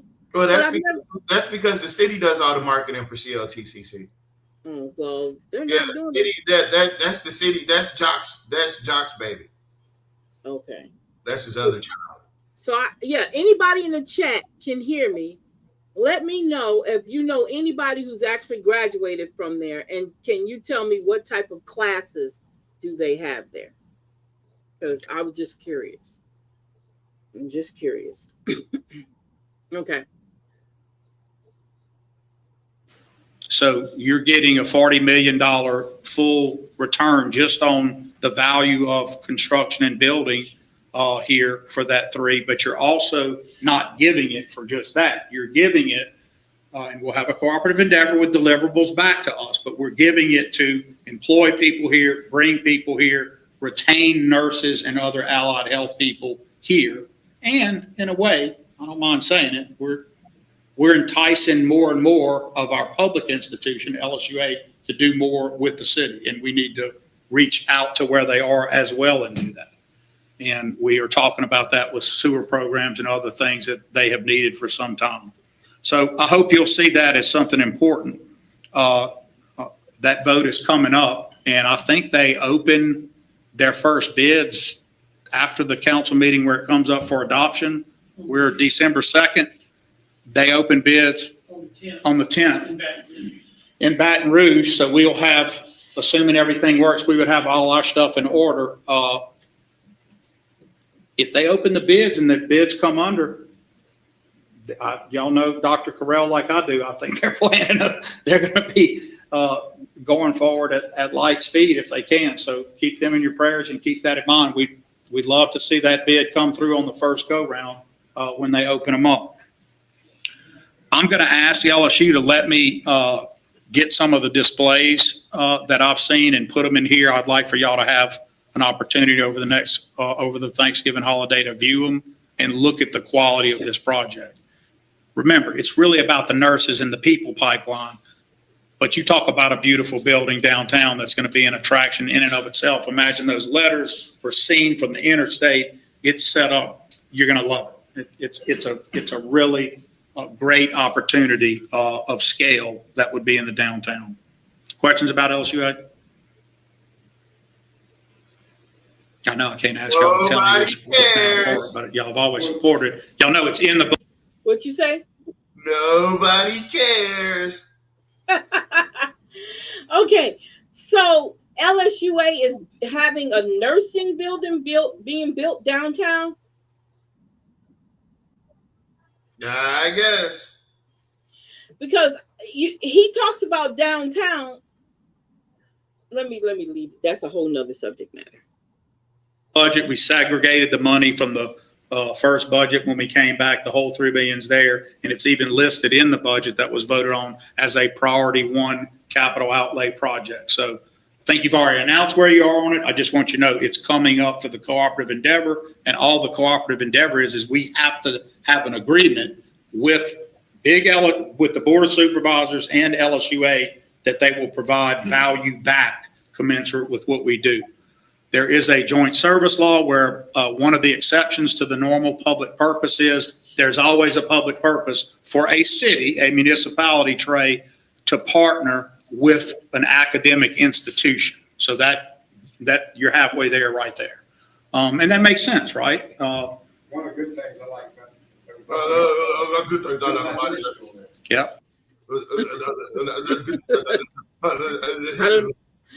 So, okay, so you're telling us that LSUA is planning on building something there. So is that not competition with CTLC or whatever the name No, of it? I don't think so. I don't think CLTCC has a nursing program. But here's the thing. Oh, okay. And that said it, at least they're putting money back in District 3. Yeah. Okay, I got what. Yeah. Okay. Yeah, that's right. That is District 3. You're right. Even though they won't see it, but okay. Even though they won't see it, that money will never make it across some train tracks. That money's gonna stop at them train tracks, just like the beautification project did when they put them benches in the middle of the street and it ain't even a bus stop, and then bus stops with no benches. With no benches. Look, you see where it stopped at? It stopped right where that restaurant and the Family Dollar used to be. You don't see nothing beyond that. That's going straight down Lower 3rd. You don't see nothing that looked like the city going down that way. They stopped it right where they did. They planted some trees and they put the metal benches out there and they put some bricks out there. I think they did that in a couple of spots. But if you go further, if you start heading towards Broadway, you back. It ain't shit. Oh, Miss Dorsey said yes, they have a nursing program. She works there. So wait a minute. I thought we weren't making any competition. Wait a minute. So why would you do that? Because it's healthy competition, except for guns and bowling and Mexican restaurants. Okay, so why would you do that if it hasn't? Because that CTLC was his baby, like you said. So why would you let LSUA to come in? They're trying to double up. Yeah. Let's see what his logic is. Yeah. He's gonna blow me for a second, but let's see what his logic. There's only one state, and if you want to get them, they find out more people jobs in here. Stop. So the jobs that it will fill, Madam President, are jobs that you are concerned about and we need desperately here, and that would be a real benefit to our community. We've done a lot of work, Mr. Giss, Ms. McGill's, and others getting this structure set up for it, and we'll be unpacking that to you. And I just, we have some kind of executive, summary versions that are kind of high level, easy to read, and then we have some granular stuff that you may want to look into as well. I'll be happy to meet with any of you anytime about it. Jim, I owed you a meeting on Reignite. You'll get a big part today, but I'll see. So. Leave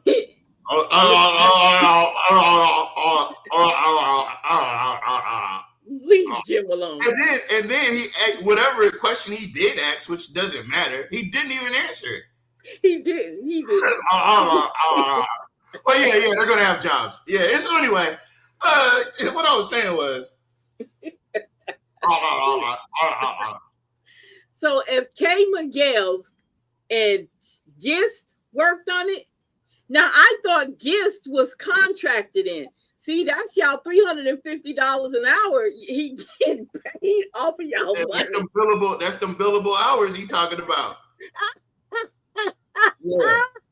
Yeah. Trey Gist said, I need my yacht paid off. Let me get come on, we can't do nothing. I'm tired of writing these goddamn proposals and goddamn agenda items. I need some more. So you got Jonathan Goins, but you got Trey Gist, and you got that other lawyer. So why, y'all? And you got Bo Weems. Yeah. Come on, man. Y'all getting ripped off. Did you say the billable hours? Yeah. It's just like nothing but belt and suspenders. By the way, folks, any man that knows fashion, and I'm not saying I'm that learned in it, but one of the things I do know is, and you're going to have to bleep this out, when he talks about belts and suspenders, first things first, every gentleman knows if you're wearing a belt, you don't fucking need suspenders. And if you're wearing suspenders, you don't fucking need a belt.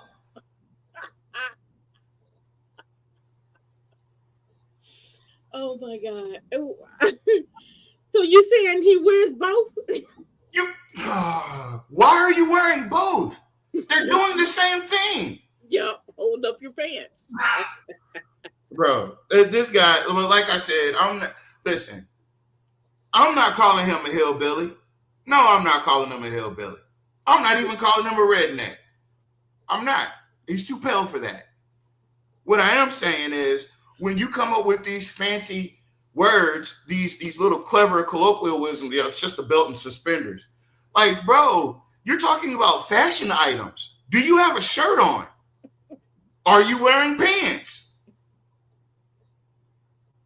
Because if you're walking around, well, I would assume, wait a minute, if you're wearing nothing but suspenders and a belt, you're gonna need, those, because you can't clip the belt in the nut. I mean, you can put the belt around you, but if you don't have no pants on, then you're just walking around. You're walking around with you naked with belt suspenders on. Okay. She said, who are you talking about? I'm talking about Jock Roy. And he told me, that's just the belt and suspenders of things. I was just talking about belt and suspenders. And I'm thinking to myself, if you're wearing a belt, you don't need suspenders. And if you're wearing those suspenders, you don't need a belt. You don't need them both. You need either or. Well, you see, he don't have a good fashion sense. You see that in his dress. Yeah, he is wearing a polo with a dress jacket. He dressed like a Republican. Because you know what? That is a difference. Because if you look at Malcolm and you look at Jules, they don't never show up to no damn city council meeting like that. Nope. They always look nice. Always. They always look nice and neat. Even Fowler and what's her name be looking sloppy to me. I don't know why, but they do. Well, you don't have an incentive to actually do anything other than just be there. Because actually, y'all, to think about it, Villard and Fowler are lame ducks. They really are. They lame ducks council people. members. Well, see, their vote still matters, right? Yeah, yeah. If we ever end up in something where we need we don't have that fifth vote, because Nope. I can assure you, Lizzie Felter, if she's willing to gerrymander something, she's not willing to vote as a Nope. fifth to go against Jock. So yeah, that's plausible. But yeah, if you're wearing suspenders, you don't need a belt, and if you're wearing a belt, you don't need suspenders. Wearing both of them is a fashion faux pas. Yeah, yeah, you're right. But I digress. Go ahead. Sit down with you. Malcolm and I have met about it a pretty good bit. He's taken an interest in some of those things already, so we've been talking a little, but I'm available for any of you. So look, this was about getting public safety moving in the right direction.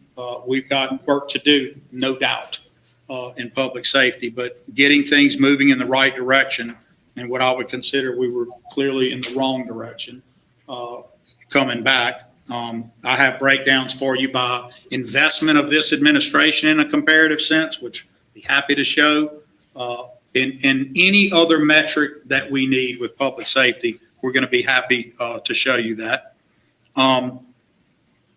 The next thing that was part of our 100-day plan, and at least what my plan was coming back, was also to stabilize and place the Alexandria utility system back in best practice, complete and offer back our customer service center with modern online connections. I understand from Rick and others, we're close. So we've done a few, what do you call them? Mock. We'll do the permanent conversion Thanksgiving. Okay, so Thanksgiving weekend, that's been advertised. We're letting people know when things come online, but they're doing mock conversions of getting us in a very different way where people can interface with that. And it's all about connectivity. So if you think of Alex Connects, it's about making that across the board for the city, for employees and customers. Now, you've been in office 16 years and y'all just updating your system? You got hacked 5 years ago, Mm-hmm. and you're just now updating your system. Mm-hmm. You got hacked 5 years ago, and you're just now updating the system. If he got to always talk about public safety, then Alexandria has a problem. Yeah, it does. Yeah, it does. And so he can't say that they don't have a problem, Nope. which is what he's been saying lately. Yeah, exactly. It's either or, champ. It's either or. You can't have both. You can't have, well, wait a minute. They said it could be correct. Two things could be correct at once. No, not that one. You either got a problem or you don't. To be able to interact differently.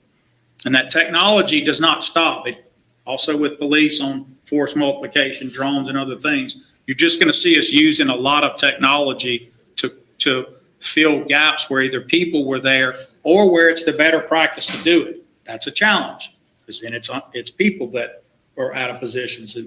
But as y'all know, that is a national challenge with AI and other mechanization that's replacing jobs every day like crazy. So that would explain why he doesn't. We also are now. Huh? That would explain why he don't want them cameras. Yeah. Well, I don't know if you guys seen the video. Miss Mika put up a video, and she said there was a drone. She didn't know. Well, can't tell whether or not it was a police drone or whatever, but it was a drone over her head, out of nowhere. Now at that third part. So this is how I saw it. Three things, and you'll hear it in the address. One, getting public safety in the right direction. That means paying benefits, spending on equipment, et cetera, which, I can give you just a snapshot. In 4 years prior, it was probably 3.3 million. That's over a 4-year period. Just in this last two, we've spent about 5.4 or 5.5. So that's a big difference, and that's just in equipment items. We can look at capital, and salaries is going to be also an important thing to look at. So that's only part, ladies and gentlemen. There's a lot of work in public safety that's outside of the APD who are working their tails off to do a great job, and we're going to be talking a little bit about that too. Not so much in this address, but. We are going to have to do some things that track people better who are out on gun felonies walking around because they're going to commit another gun felony real quick.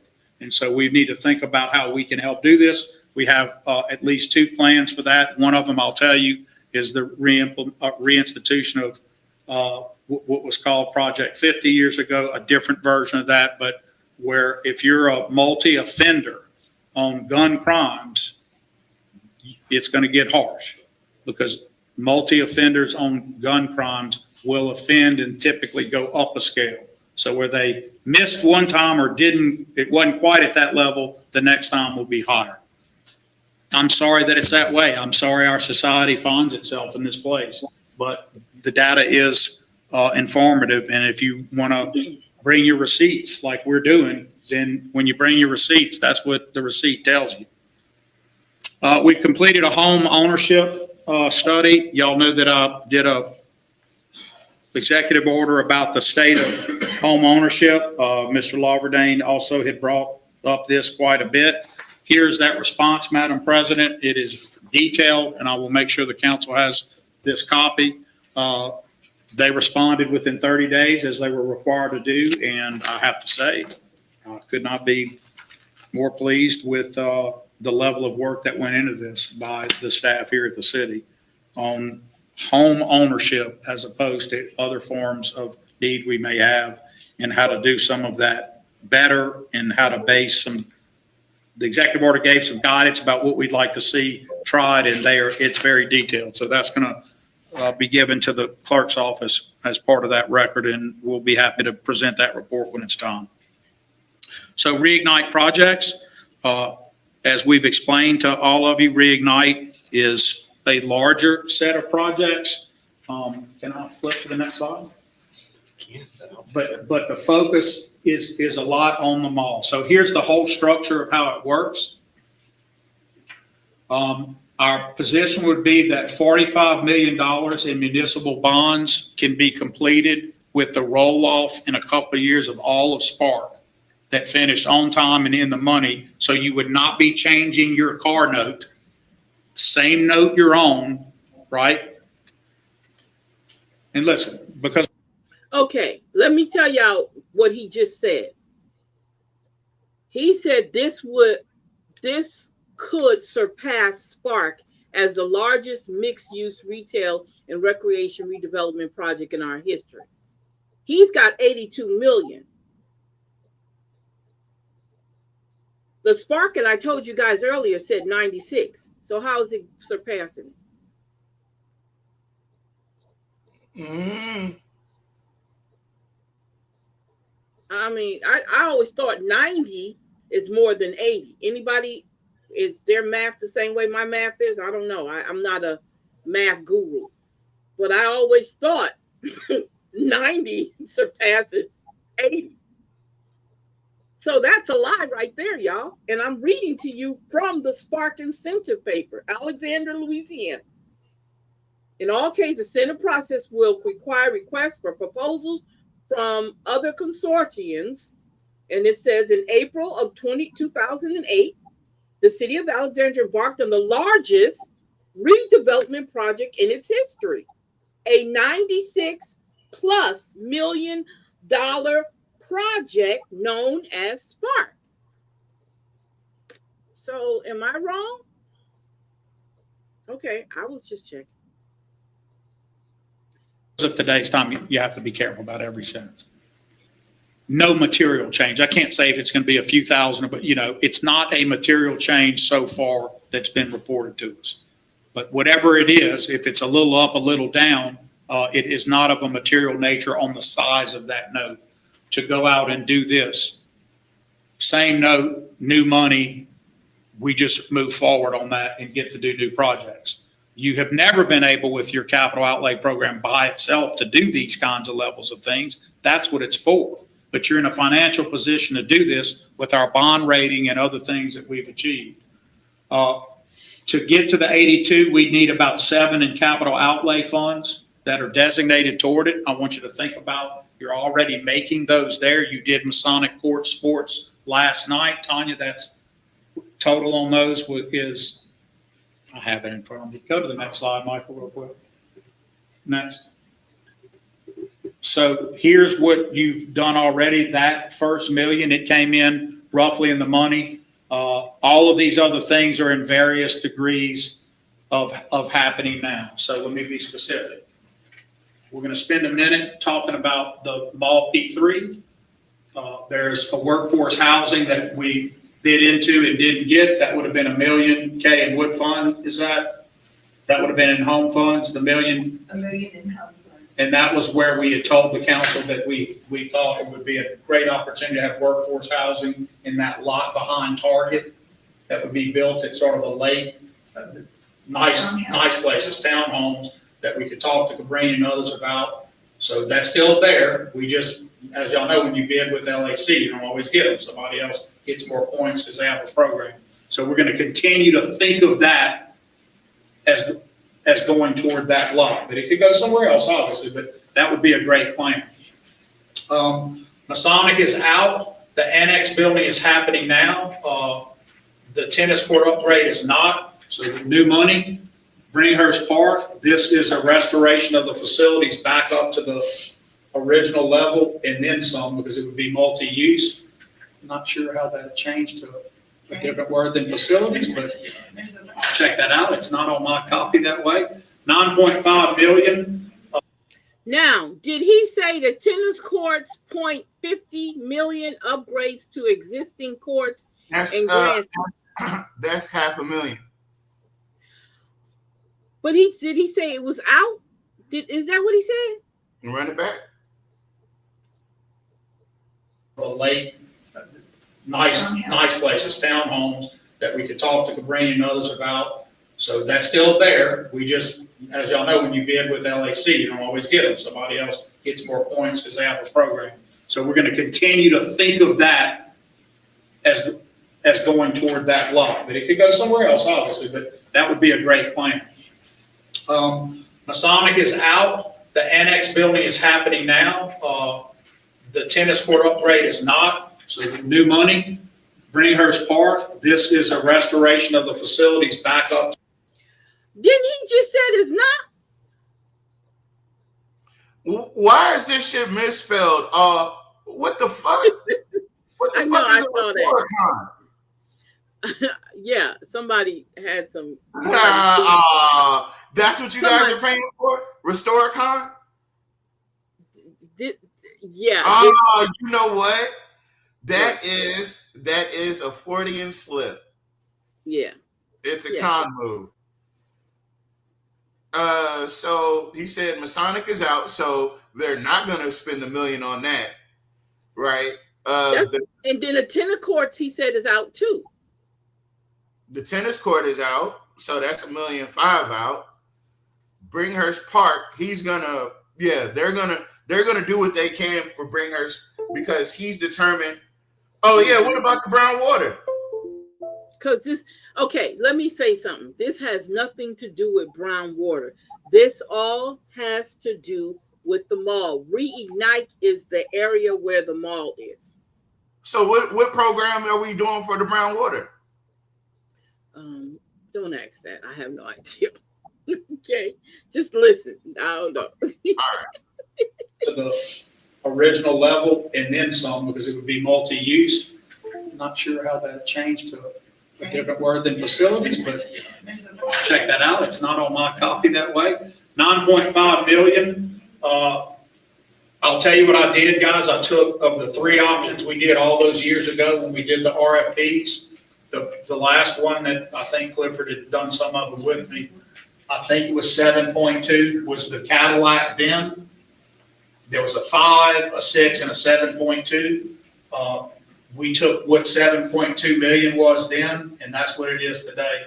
Just in less than a decade, it's grown a lot.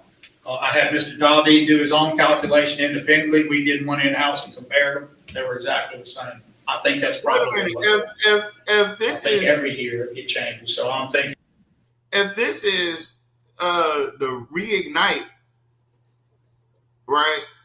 Mm-hmm. And Reignite is supposed to cover Lee Street, et cetera, et cetera. Where are the projects on Lee Street in Bolton?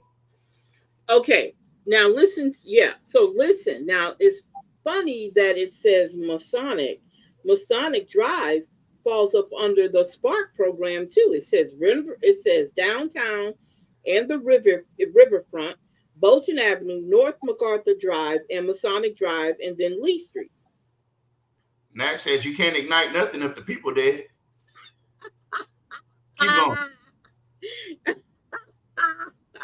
And that 9.5 is 10.5.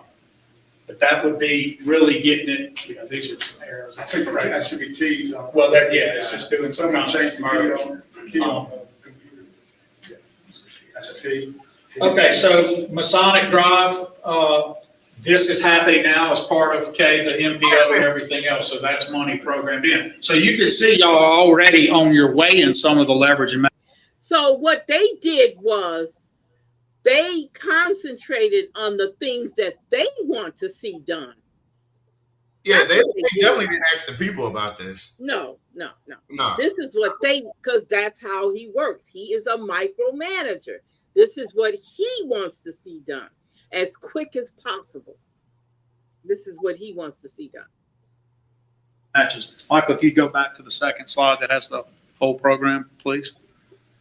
So you can see that you're already putting council a good investment into that first step. I did not put LSUA in that. I'm counting that 3 separately because it was always a separate project.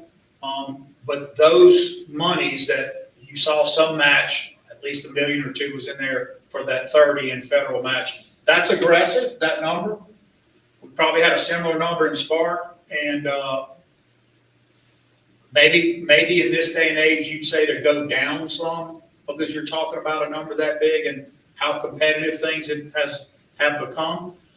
I would tell you with CSRS as our partner, I don't think it's aggressive because I think this is what they do. This is why the council gave us permission to hire that particular firm for that particular reason.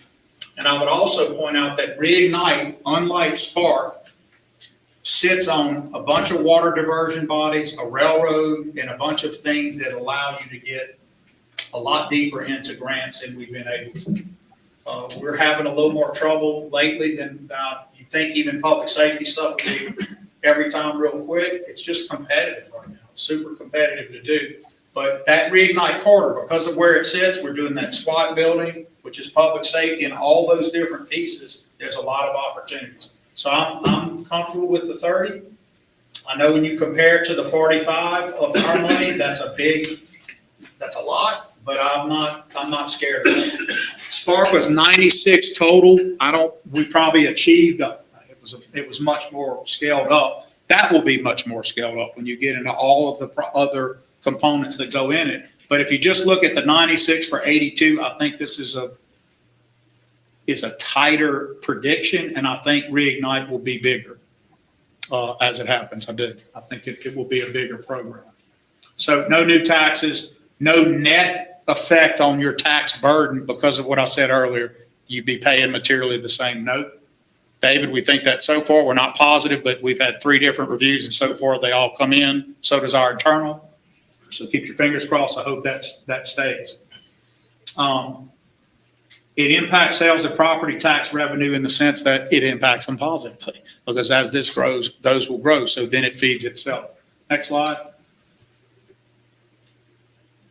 To make sure everyone understands, Reignite is more the equivalent of the whole thing. So if there's some projects outside of the Masonic corridor, but don't be fooled. The big majority, over half of that would be in that corridor. And in that corridor, we mean to make that corridor, all of those different things as we. Okay, can I say something? Okay, again, I want to say this, and I said it earlier.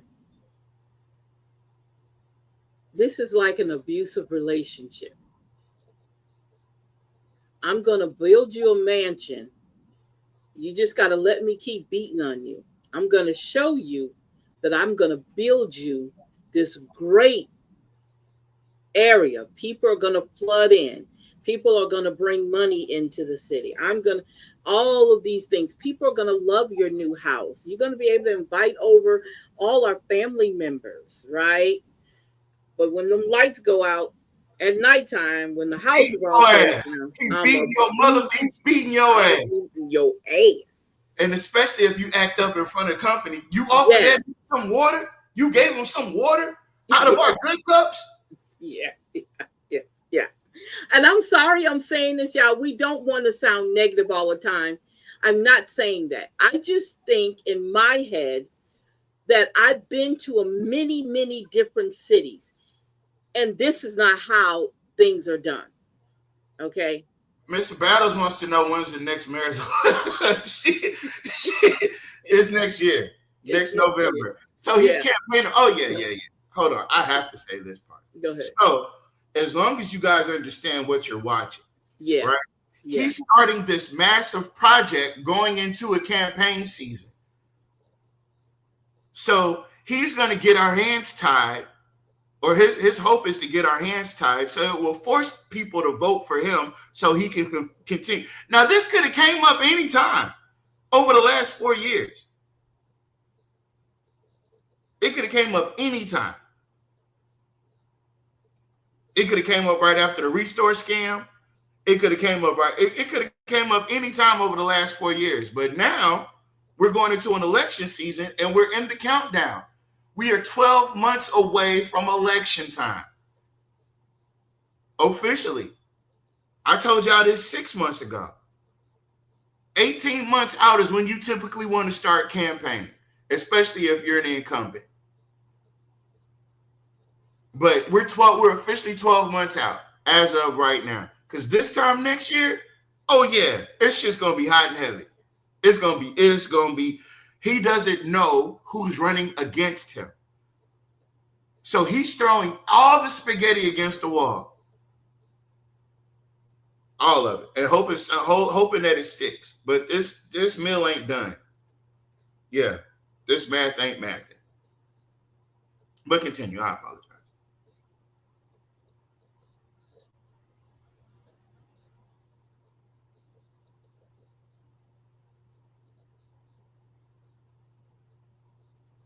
You're on mute. Okay, you're going to get all this nice things. I'm going to put chandeliers in when you walk through the hallway, because it's going to have high ceilings.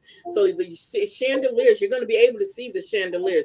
And look, the corridors. Oh, the corridors are going to have Italian marble on it, right? On the floor, and Italian marble on the walls, right? So you're going to have concaves that's in the doorways. You're going to have archways. You're going to have all this beautiful stuff. You're going to have a foyer. Yeah, you're going to have a foyer. And then, you never had a foyer? Wait. You're going to have spiral stairs. Now, just imagine. Spiral stairs. You're going to have dual spiral stairs. Yeah. And look, the wood that's going to be made, the stairs are going to be made out of, it is going to be imported from Japan. Okay? That's going to be Japanese teak wood. Teak wood. That's right. Yeah. And the handrails are going to be bamboo. Jim Villard getting ready to go to... Yeah, Jim Villard's going to get ready to go to these black churches. Clarence is my friend. Clarence Reverend Reed is my friend. Reverend Turner is my friend. That's his first stop, Christian Love. Christian Love is the first stop. And Doc is going to be there with him, too. Yep. Well, Falcon might even show up. Okay. Go down the corridor that would be in support of what the mall would have to do. So if each of you take this in front of you, you're going to see our due diligence questionnaire that was internal. We're making it public today. If you go to it's 4 pages in front, and then you'll see 7 pages behind it. The 7 pages behind it was our first meeting with the mall ownership group. We've done this part. This is an internal document, so it won't look like something you'd put out to the public and say, hey, here's our marketing plan. It's technical, but we want all of you to have it. You'll see the last few pages from 5 to 7 on the oldest one that's in the back. It has Remember when KLAB put in their FOIA request to have the actual numbers to back up the figures that the city put out about crime? Yeah. I don't think they've got it yet. But you can probably, I don't know if you're going to. No. Everything was done internally. The only people that have the numbers is the city of Alexandria. Okay. And he said the council going to get it. Okay. All right. Yeah, okay. Yes or no questions that we were on the call asking. Do you agree with our vision statement? Yes or no? So while it has a technical component, it's got you need to marry now or not. We need to know, are you for these things? Are you okay with us talking about this mall being a totally different beast than it is today? Not the traditional retail mall, but a different experience-driven product. And so now if y'all would just go to page 4 of that document, the first one, you'll see it's called due diligence 1.5. So this was the second one. It was issued to the 15th. We put it out today, the 19th. You'll see what we're talking about. The mall involving enhanced dining, social hubs, open air concepts, improved connectivity, tech enhanced stores, pop-up shops, omni-channel shopping, which y'all have heard me talk about, interactive entertainment, the children's museum anchor, and on and on. If you go now to page 1, and I'll just read this into the record for the purposes of the media. The reimagined Masonic Corridor is part of Reignite. It will aid the Alexandria Mall partnership in creating experiential retail, town center infrastructure, omni-channel retail shopping. Yeah, nobody cares about none of that. That's a press release. That's very curated. Mr. Bird said he sure loves restore, reignite, reimagine, like refund. Can you do a refund? How about you're running for re-election, right? So no one thinks it's unusual that he waited until now to suddenly ignite Masonic Drive. Not ignite it, reignite it. Oh gosh, that's funny. That's funny. They don't seem suspicious. That's not suspicious. Oh my God, this is funny, y'all. Reconnect. Oh yeah, he did do the reconnect. Yeah, reconnect. Yeah. Okay. He's the Riri man. Let's go past the what's the name? I don't want to hear that. Hold up. There's first moves on the milestone. So you don't do all the private side first because you could be in trouble, right? You make sure that we structure it so they're enticed along the way. So that if you take the continuum at the end of it, will be their money coming in all the way at the end. But our money won't go into things that wouldn't be something you would do anyway. What do I mean? The biggest project to start is the anchor project, the Children's Museum and Learning Center that we've been talking about. This is a huge opportunity to build something that is the best in the state. Okay, so this is my question, y'all, and maybe we missed the initiative on this children's museum. Who did he ask? Well, here's my thing, right? So for certain children, you build prisons. For other children, you build museums. It's gonna be the best in the state. Yeah. I just was curious about who came up with that. So we're not trying to be second on this.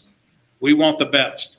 We have talked to our private business community and others. They are really behind us. River Gang. Did you hear what he just said? You got to run it back a little bit. But listen. Okay, They have been talking about the Children's Museum for 15 years now. Okay, hold up. And then the biggest project to start. Hold on. Go ahead. All this stuff is all in part of his re-election. Restore, reimagine, reignite, retcon. What did he say? Restore con. That's what the sign said. Restore con. Boy, that wasn't. And the thing is, you can't typo that because Windows has fucking excuse my language. It has spell check on it, right? So, and then the K and the T aren't even next to each other on the keyboard. They sure not. Look, another thing, y'all got to remember, doesn't have re in it, but we have spark. Well, he had to reignite the spark. Private community leaders is the one that's behind this children's museum. You heard what he said. Did you hear what he said? He said the private business people Again, he's about the business. He's not about y'all. Y'all better get it. He said it. He said, and others. And others. Think about That's the that. redistricting. There you go. No, it's called gerrymandering because that's what they did. Hold up. Start is the anchor project, the Children's Museum and Learning Center that we've been talking about. This is a huge opportunity to build something that is the best in the state. So we're not trying to be second on this one. We want the best. We have talked to our private business community and others. They are really behind this. Red River Bank, Royal Martin, all of those captains. There you go. There you go. There you go, y'all. There you go. What I say? Red River Bank is the city's bank. Royal Martin is his biggest funders. Yep. Oh yeah, this next election cycle, yeah, this shit's gonna be because they're gonna spend the money to get him in there. Yeah. But it's gonna be up to the people. It's not gonna be up to how much money they spend. It's gonna be up to the people. He said it, y'all. Royal Martin dumps a lot of money into Alexandria. A lot of money. Yes, Tamara, Miss Battles. People are gonna rush to Alexandria for a children's museum. Just like they're gonna rush to Alexandria to go to goddamn T-ball, whatever the fuck they got going over Dixie League. Like the zoo. like the zoo. Like the zoo. And that $350,000 parking lot that they bought that stays empty. If you go by there right now, well, tomorrow during the daytime, go by there and see how many cars are parked over in that empty $350,000 parking lot. Now he need to re-zoo. That's what he need to do. Yep, that's what he need to do. Yeah, rebuild that damn zoo, that old ass zoo. No, we don't need to do it. They need to do it. Yeah, exactly. And look, it's amazing that you're talking about Masonic Drive, and the zoo sits on Masonic Drive. So how are you missing out on that? We're not talking about that. We're talking about reignite. Okay. Okay. All right. Oh, sorry. Industry who are doing a lot more foundational work these days and investing are behind it. This would work in conjunction with our zoo and that corridor, and it would be the destination of. Oh my God! Did he do something? Y'all, that's a hell of a screenshot. Everybody take a screenshot. Everybody take a screenshot real quick. We're gonna need that for another show. Wait a minute, did he just say the zoo and we were just talking about the zoo? You guys, I have not seen this. Tavares, the one, told me that it was on. I hadn't seen it. This is the first time I've seen it. And we actually just started talking about the zoo. He said, didn't the zoo just get a Jaguar? Yeah, I don't know how much that cost the taxpayers. That must have been an old ass Jaguar last day. It might have been one of them Jaguars they cut out in the wild. It's a baby. It was a baby. Oh yeah, that's definitely one of the ones they caught out in the wild. One or two that would draw people there. Then the mall, if you imagine, is no longer a retail center in the traditional way. Obviously, it will have that, but everything. Now, wait a minute. I want to say this. So y'all know that across the street from the zoo is a porn shop. Are we gonna deal with that? No. I've heard some stories about that place, and people are saying that they got a get down room in the back. So I'm pretty sure. Okay, so listen. You have a porn shop and a daiquiri shop directly across from your children's zoo. Well, yeah, as soon as you get down fucking with them kids, you need to get a drink. Yeah, you need a drink. So how are you fixing up Masonic Drive and you're not closing them things down? Because we don't make it make sense. You gotta look, if you're gonna get it on, you're gonna have to be in the zone. So we're gonna need you, you're gonna get a daiquiri shop, then we're gonna put the daiquiri shop next to a porn store, because those two things go together. Reimagine. Oh my God. You should be trying to get rid of them two places, Bear, or ask them to move. You can ask them to move. No, we can't ask them to move. Oh my God. Oh my God. Oh my God. Right Yeah. across from the children's zoo, you have a porn shop and a daiquiri shop. What And is the next? and don't forget you got a you also have a funeral home. And if you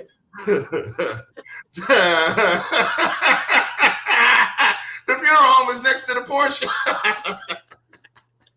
actually the funeral home is next to the tennis court.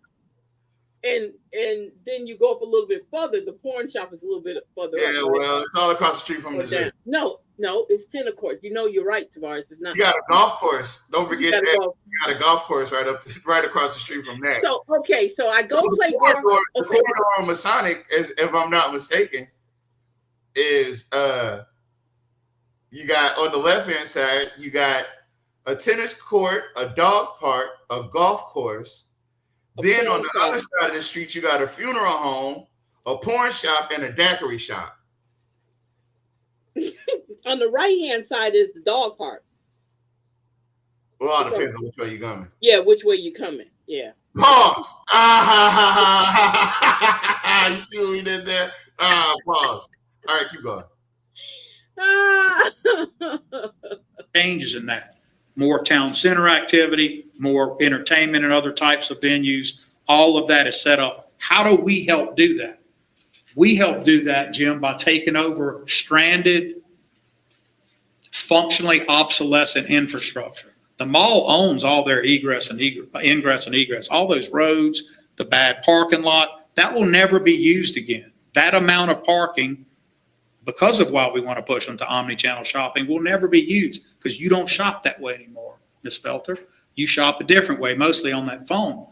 So all of that has to be thought about when you do this. But if the city would take over a lot of this functionally obsolescent infrastructure, because we can put things on it, diminish the amount of wasted parking space, never to be used again, with other assets, that takes that burden off the mall's back and lets it reinvest in the mall. All of this in a carefully constructed cooperative endeavor, Trey, right? All on milestones where everybody's having to meet their part as we go down the chain. Does this make a little sense so far? Okay. No. If you look on the document, you'll. Okay, I hear. Okay, I hear the sleigh bells ringing. I don't know what I want to say, but I'm looking at it from, I'm not trying to small mind it and then say I need to take off my blinders. I don't see how this is going to benefit the whole of Alexander. Maybe I need to say it like that. Well, I mean, because it's okay. So far we got a dialysis center, a dialysis clinic, and a liquor store, a porn shop, a pawn shop, a hospital, a baseball park, a zoo, a golf course, a dog park, and a tennis court, and a city park, and a daiquiri shop, a funeral home. And you got that little convenience store that sits there too on that corner. No, I count that as a liquor store. Okay, liquor store. Oh, right. Didn't they have shootout on Masonic right across the street from Bringhurst or the park for special needs kids? I can't confirm or deny that, but I did hear about a shooting on Masonic. I can get to the brass tacks of that, and I guess in the next episode. Mm-hmm. Go ahead. So I'm just saying, They're all within walking distance of each other. Yep. So I'm trying to understand how is that. I see the multi-mix and the multi-purposeness in there. Now I want y'all to understand what he said. There's a lot. It's like a little strip area of office and stuff that's empty right there. He's talking about taking over that too, because remember he's talking about making that like offices, medical offices and stuff. So he's talking about that whole corridor. They're going to take over. That's what they're basically saying right there. Now, right where the parking lot is, what is that building in the parking lot across from the zoo? What building is that? That brick building. I don't know what that is. What is that? Anybody know? Right What? next to the parking lot, there's a brick building. It's an office building, but I don't know what it is. Probably That nothing. No, I've seen cars there, but I don't know what it is. Huh. That maybe that's the dialysis machine. I mean, place. Is that where that is? That might be. Okay. Then that's most right there. So, um, my thing, I guess I'm looking at it from the standpoint of I think it's so much more could be done. I'm sorry. I think what and the thing is, this is like a person that already told you over and over again that we're going to get this brand new thing. And every time that brand new thing comes up, it never happens. Let's talk about Spark again. This is 17 years. Did I say 17? Almost 20 years later. And now we got this new project coming up. You never finished the Spark project, according to them. So now we're starting a new whole project again. Okay, we didn't make no, we didn't do that much over there. So now let's move over here. Remember, part of Spark was Jackson Street under that bridge. That was part of Sparks too, y'all. I hope you understand that. Mr. Fuller showed you that's part of Sparks. Okay, that was part of the Spark project too. Putting all those lights, $650,000 up under the overpass on Jackson Street Extension. I mean on Jackson Street. $650,000. That was part of the Spark. It feels like he grasping at straws whenever That's he the that panic. that that's the word. There you go. That's what I wanted to say. It just looks like is okay. We're gonna do this now. You only talk to the private business owners. That's all you talk to. You didn't care what the local people say, right? You only cared about what the Royal white. said you Well, cared about what that's right. Red River Bank said. That's right. Yeah, you That's cared right. about what they said. Didn't say nothing to what the people want. Now, let me say this about a museum. I've been to many of them. You only go to a museum once or twice. I'm Unless there's just saying. unless there's some kind of recurring activity. Oh, and that means jobs for the people that he want to hook up. Because who's gonna be working in there? Yeah. Another thing, he said a learning center in there. He said the zoo and a learning center. So I'm just curious. I'm just, it just, I don't know. Like you said, Tavar, sound like more of a grasping at straws because he's saying he want a state of an art museum, but the local people, are they going to be able to enjoy? I mean, I know you're not supposed to just look local because you do want people to come in from all over to visit the museum, but that's not a reoccurring thing. I mean, I'm just saying, I don't see. Maybe I need to say it like that. I don't see the footwork of people over and over again, over and over again. Oh, let's pack up and go to Alexandria to the children's zoo. I don't see that for Alexandria. That's why I'm saying this ideal of a children's museum. And now that he told us exactly who brought it up and is backing it, and yeah, let's do it, it has nothing to do with what's going to happen to the rest of the people. It don't. It doesn't involve us. It's never, and this is what y'all have to understand. Nothing they do involve us. I don't know how else to say that. But nothing else they do when it comes to Alexandria involve us. I'm just saying. They don't want y'all in the city park, right? Okay. Y'all don't golf. They watch you at the tennis courts. So they really don't want you there. Y'all don't use the dog park. All that stuff was not for y'all. That golf course wasn't for y'all. They filled in that swimming pool and put a golf cart, course there. Because it's not about y'all. That's what y'all not getting. That's District 4. That is not about y'all. I don't know. I don't know what to say. It's about the minority population of Alexandria. It has nothing to do with the majority.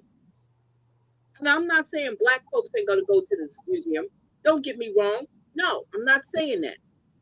But we don't do the zoo either. So I'm just saying that's not for us. It's not for us.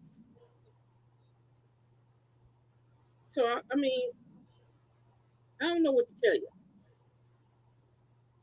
But y'all are not in mind with these. These plans has nothing to do with y'all as the majority of the population. I'm just saying.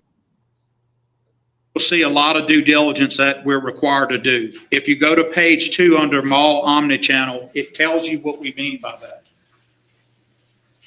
It just means lots of different ways to do it. Omni-channel, multiple channels to shop and do these things. It in the word probably people are hearing a lot now, but you will. You're going to start hearing it all the time, not just here, but everywhere, because it's the way that new retail competes. We talked a little bit about it, but you have integrated online and offline shopping experiences for the mall customers. They can see real-time visibility of inventory at places on their app and know if I go there, it's there, or I can just order, or I can go and program a whole day. What I'm going to eat, that I'm going to go play pickleball, that the kids are going to go to the batting cage, right? All of that. Did you hear what he said? Again, and I'm going to say it again. I want y'all to hear it. This is not for y'all. This is for the other percentage of Alexandria. Has nothing to do with y'all. And he's saying it out loud. Everything he's saying it out loud. This has nothing to do with the Black population. This is all about something the white population wants. Nothing to do with y'all. Not saying y'all might not benefit from it. I'm not saying that. I'm just letting you know. This is not for y'all. Okay. Can be programmed on this omni-channel version. So I won't read them all. I will just tell you that that is what we expect in return from the mall. For you to get our input into this project, you have to change this. The second due diligence was the first one conducted. That's where we went through yes and no. Do you agree with this vision statement? Will you do these things? And the answer was emphatically, Rick, yes, we will. So we have a willing partner. We have an opportunity that I want you to think about scalably. If that phone that allows us to order and do all the things sort of equalized everybody. So if you were in a small town that had 2 boutique shopping centers, and Alexandria in the 70s and 80s had this huge mall, all of a sudden that world changed, right? Now everything is ordered. The mall could become a stranded asset unless you can go into this future look and do something new, right? But now you have the asset again that others don't have, because you have this whole center that can be an experience-driven center that other places don't have. Now there's a reason where you hear now, no reason to drive to Alexandria for that. I don't need to leave to do it. Now there is a reason to do it, and that's what we need more of. So public safety guaranteed in it, all of those things, we're going to see a change. Not only in that corridor, but this is going to be a flagship thing for us to do. And I think the Children's Museum is the anchor, but I think you need 1 or 2 more. We're going to be open to supporting incentives for any tech-related business and healthcare. We're already talking to Cabrini. They're on our stakeholder group because they're way into. Now, you tell me why that wasn't a priority over a children's museum.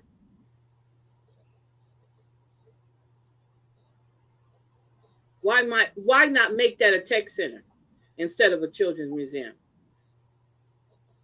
Because let me tell you something about a museum. You're only going to be able to hire so many people. Right? The learning center, you're going to use some of the same people most likely. It's not going to be where there's a massive amount of jobs coming out of a children's museum. Okay. All right? I'm just saying. So why not center on bringing tech here first? And then after you bring tech here, then once tech is working, then go around and bring the other things in. Why wasn't tech first? Why was a children's museum? Because there's something with that, y'all. There's something with that for him to come up with a children's museum. And did you ask everybody? Because if you ask me, and I was a resident of Alexandria, that would not be a priority. Mine would be jobs that's paying money would be a priority. And I know tech pays. That's what I would do. I would bring tech here first. What in the hell is a children's museum going to benefit the parents that need to work these jobs in order to maintain their families? I'm not taking nothing from children. Yeah, they deserve all those things, but it shouldn't be a priority. He's making that a priority, which doesn't make any sense. It doesn't, y'all. In Alexandria, Alexandria needs jobs. And they need jobs that have a livable wage to it, not a children's museum. That's recreation, and that should be put on the back burner right now, to be honest with you. I don't care how state of the art it is. You need tech here. And what's so crazy about Jock doesn't correct anything that he's done in all the 4 years, the terms that he has been in this office. He doesn't correct himself every 4 years at all. He keeps doing the same stuff over and over and over again. He won't admit when something doesn't work. What he does is he goes back to the drawing table and try that same thing but using a different cover. He doesn't change, and that's the problem. He doesn't change. He doesn't change his personality. He doesn't change to learn better. He doesn't do that because this is not, now that he's saying tech, this doesn't make any sense. Why wouldn't you make tech jobs in the healthcare in combination be the priority? Why wouldn't that be a priority? Why is entertainment the priority for our kids? So the kids won't go out of town and spend their money, because you can go to Baton Rouge to go to a museum. You can go everywhere else. And what happens is the schools take their kids on trips and they take them away from here. And the people spend their money away from here. Families get in the car and they go on vacations away from here. But a lot of them can't afford to do that because tech is secondary to a children's museum. Tech jobs are secondary. Livable wages are secondary to a museum. So it just needs to make sense. That's all I'm asking. Make it make sense. I might be wrong. I'm sorry. Interested in moving some assets there. We just got to get them all freed up to do it. And there would be opportunities for that kind of thing. There's opportunities for health and spas and other things. It's got to be a different place, ladies and gentlemen. But it's a big opportunity. I know you'll get criticized. Why are they doing that? You'll get a lot of the theys. Why are they doing that? Because the people are demanding that. And people in our city want to. Okay, now, the people in the city want that. You first said that the businesses. Now you're saying the people. Which one asked for this, requested this whole project? Well, my question is, why? What people did he talk to? That's what he. But he already said it. He said the private businesses. I'm talking about the people. I'm talking about the people he's saying. I don't know if the people in the private institutions are the same, but if they're not, I don't know. See change, and they want to see this scale of shopping and opportunities. And we can't be driven by what someone says that lives somewhere else and done. We have to do what we need to do for our city to make it a place that is attractive and has the quality of life for those value-added jobs that you want to get. If you're telling a company to come here, you have to have these things in place. That space, if you left it to become even more, if you left it to stay as it is, it won't stay as it is.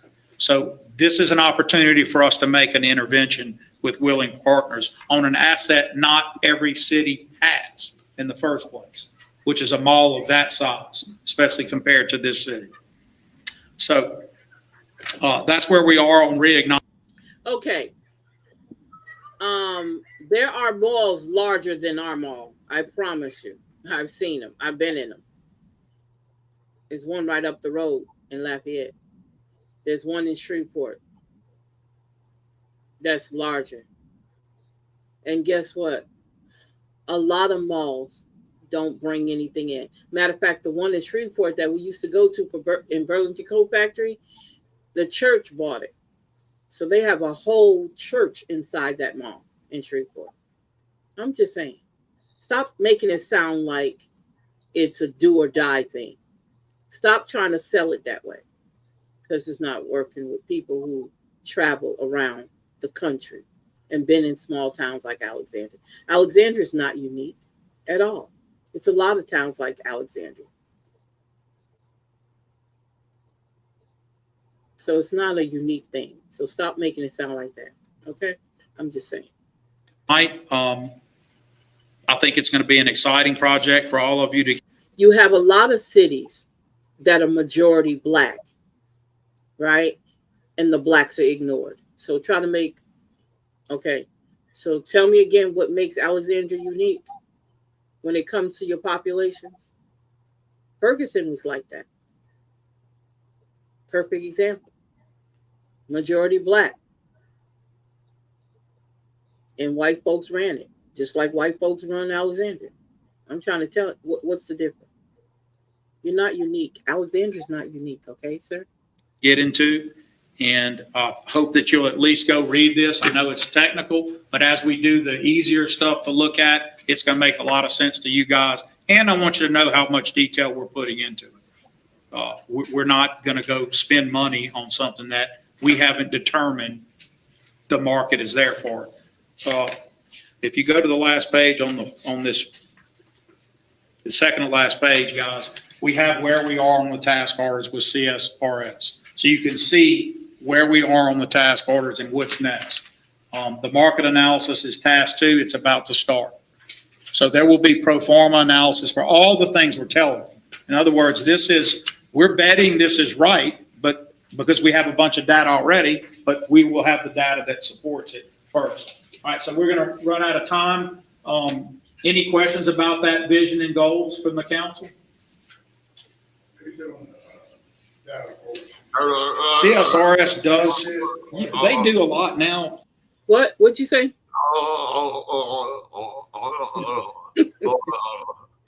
That's not nice to us. That's not nice at all. I guess I just don't see the need for this when you're in a city that don't have jobs. I just don't. I don't see the need for this when you are a city that don't have the population to support it. Not only this, but he's saying people come in. He's not worried about the population. Where are they at? What are you doing? Well, like, are you? Is kinetics involved? Like, what are we doing here? Okay, Tavares. So the thing is not built yet, so the people are not going to come until the thing is built. Point blank. I get that. Okay, so he's banking on a lot of visitors from outside coming into Alexandria. He's not talking, again, we're not of the concern, okay? I don't care about the population of Alexandria. I'm telling you what me and my business buddies said is going to happen. This is what we want. It's nothing to do with y'all, okay? Again, it's a city ran by majority white people, but it is a majority black city. This, I guarantee you, a lot of people that look like us didn't say, oh, bring a children's museum here with no jobs, that's working at Burger King, that's cleaning houses, that's doing a lot of CNA jobs. They don't have any jobs that's really what they want to do. You have a lot of college students here that did not leave, got their degrees, and they're working at McDonald's and Burger King and places like that, and in some of the mall, whatever's left in the mall, and all these restaurants around here. That's what you got here. So I don't think we, as a whole, was saying, okay, let's bring a children's museum here. I don't see that. I don't see that. Now, if you're talking tech, turn that museum, quote unquote, into a tech center, I can see people saying, yeah, we behind that. That's jobs. But no, tech is at the bottom or is in the middle. It's not priority. A children's museum is priority. Because again, we're about you serving everybody else. We need y'all to serve everybody else. That's why restaurants such a big thing here, because those non-livable wage jobs are more important, okay, than it is for jobs that are actually paying money. The rent is high, the utilities is high, but we are focusing on, and the water is brown, but we need a children's museum. I don't know what the problem is, y'all. We need a children's museum with a learning center. That's going to be the anchor. That's going to be the anchor.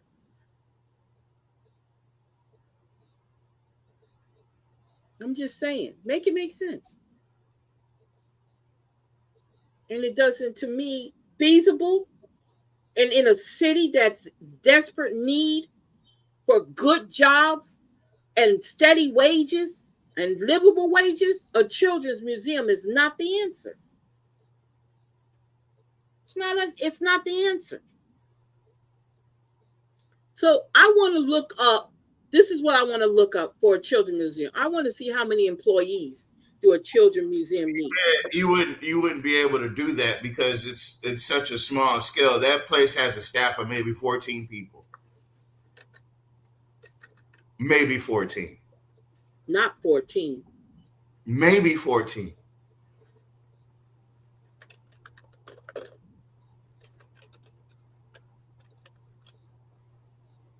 Hold up. You know me.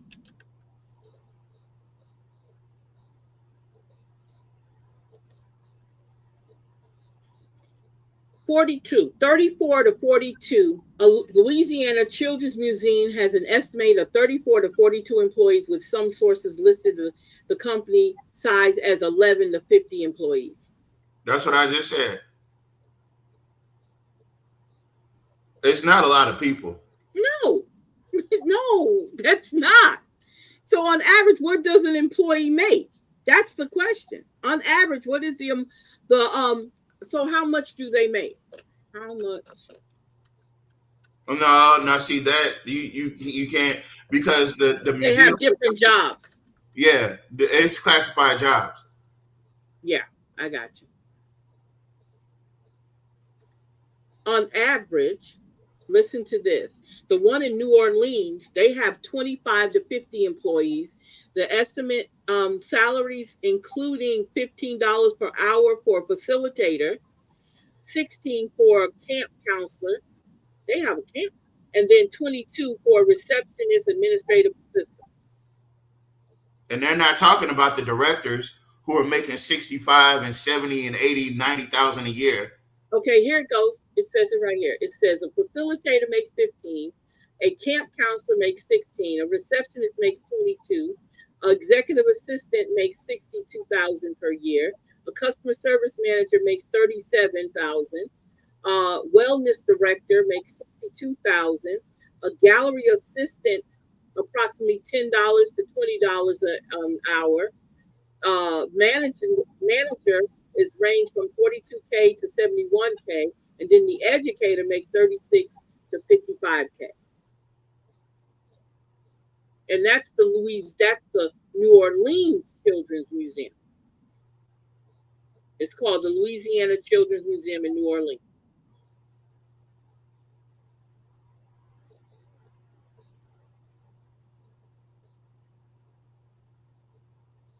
Now, again, you have to ask, are they going to be still paying that type of wages? The lowest is the $37,000, and that's the customer service manager. Less than $40,000 a year. Shit. And y'all, I'm not knocking how much it is, but a living wage is not $15 an hour, y'all. It's not It's beyond that. No, and it's not $10 an hour. No, It's not a living wage. It's not a living wage. So that's just something we got to look at. I mean, it's all good, sounds good and sweet and cherry, but look at it from a long haul, you know?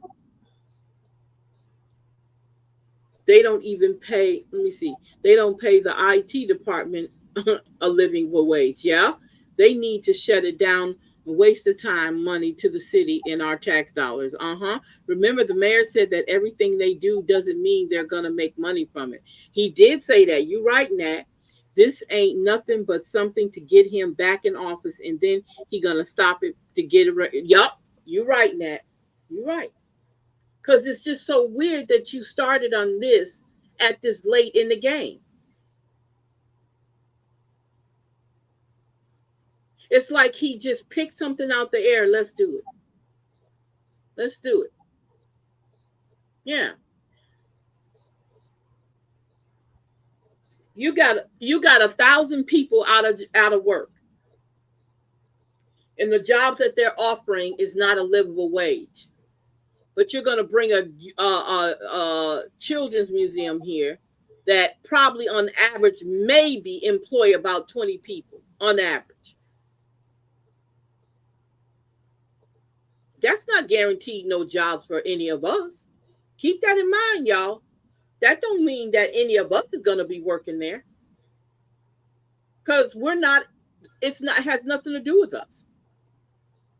I told you all this don't have nothing to do with us. Even though you're the majority, it has nothing to do with you.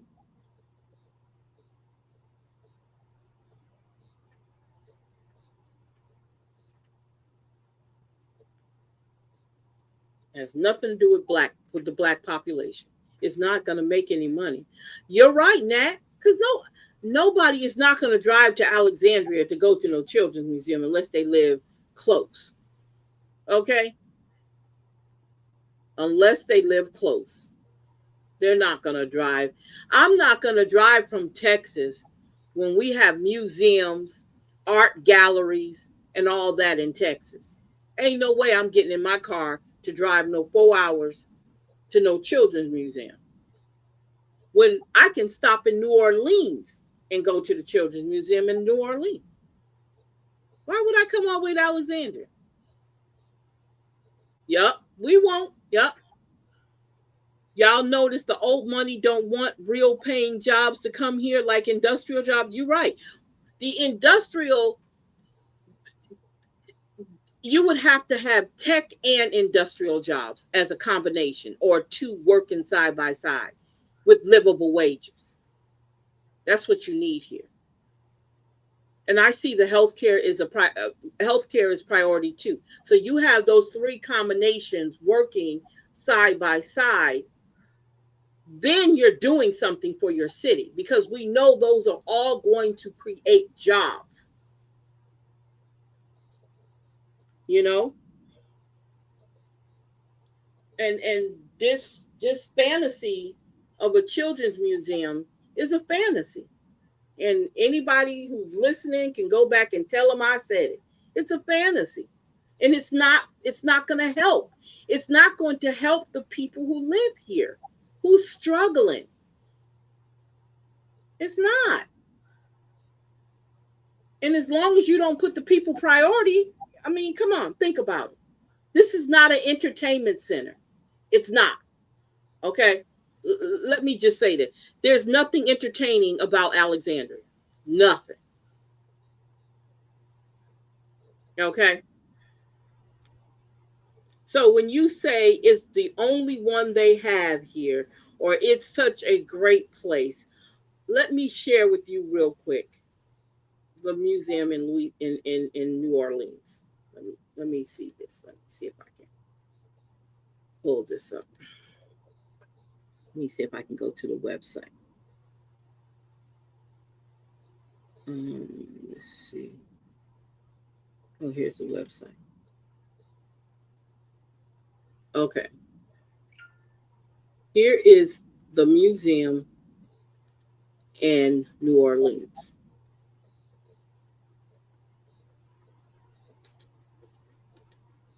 Okay, so now we're on the page of the Louisiana Museum in New Orleans.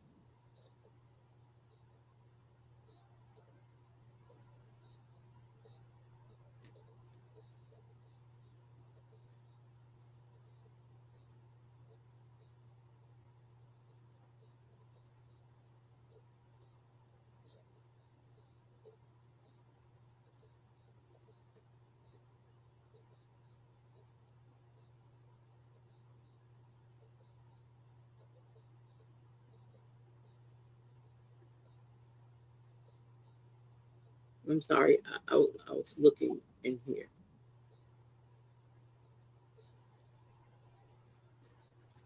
It's inside the city park.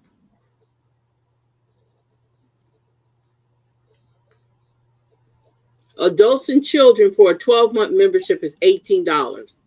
For seniors and active military is $15. They're showing their visitor traffic. It's closed on Mondays.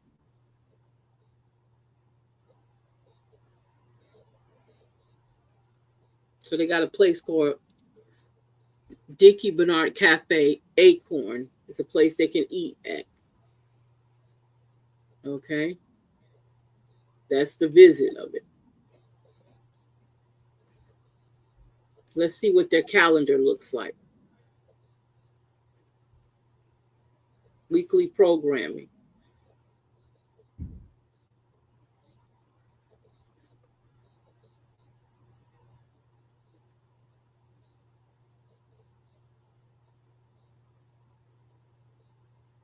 So this must be their learning center.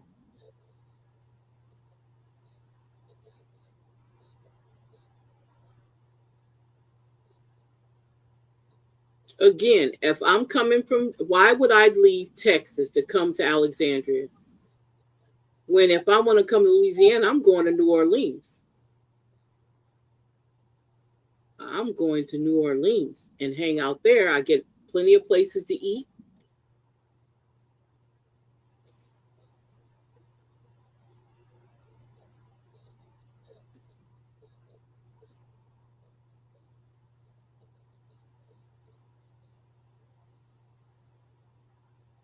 I don't know if y'all see this ongoing theme, but let me not say nothing because I'm always looking at stuff like that. What do y'all see that I'm seeing? Are you looking at it, Tavares? I mean, I think that, I don't know. A water park right off 49, like Malcolm said, would bring people from all around Alexandria. Water park during the summer and a place to hold during the winter. Didn't he try to do a technology park? Yep. Where's that? Oh, that was in the black area. He ain't gonna do that. That was in the Bill Colfax, Leesville. Yeah, they would all come around. Yeah. Yep. A water park. Do you see a recurring theme I'm watching on this one? You can have parties there. Look at this.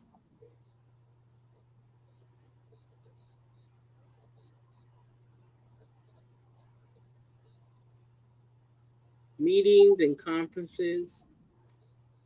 Oh, I didn't know you could do that at Children's Zoo. I mean, a museum. You can have parties and weddings. Cool. Let's see.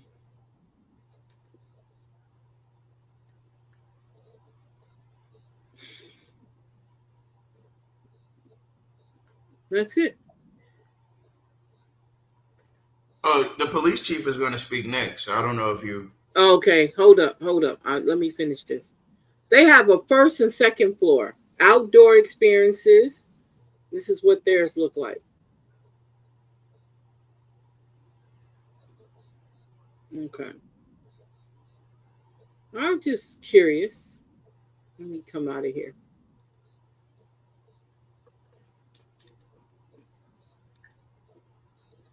Okay.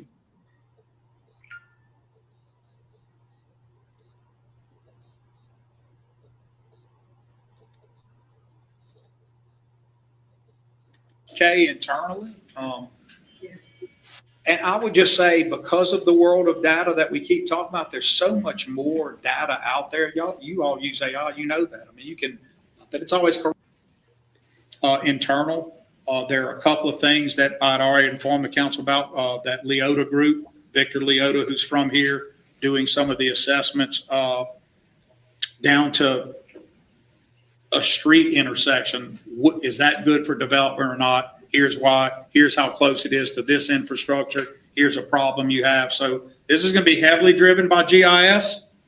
chiefs and everybody else. That's why it's so important to have all that in place. The higher your level of GI. Look, now's the time to start saying, no, don't like it. I mean, I know there's more to see first, but I will tell you that I go around and talk, and other than, I guess, sort of just not in my backyard about anything or no idea is good, I not only don't get pushback, I totally get the Children's Museum, go support, go off. So who you talking to? Who you talking to? That's my question. Who you talking to? All in. So I'm not hearing a lot of negative. Chief, I think you had something to close out on, and then we got to turn the room over. Yeah, I want to add my public safety report for later. Mine is more just about how it feeds into Reignite, but the chief had some things he asked me for time on, and I'm just going to turn it over to him. Thank you, Mayor. I want to address a couple things that some press releases, and I'd like to clarify some of those. Last week, we had a shooting at Monroe and MacArthur in which no individual was struck, no property was damaged or anything like that. Our detectives immediately got to work on that. And the next morning, whenever I met with them, they quickly were able to get an identity of the suspect. We have said several times that we would release media when appropriate. That comes from my office, from my PIO. And in no time do I ever get permission or approval from the mayor or his office to release any media.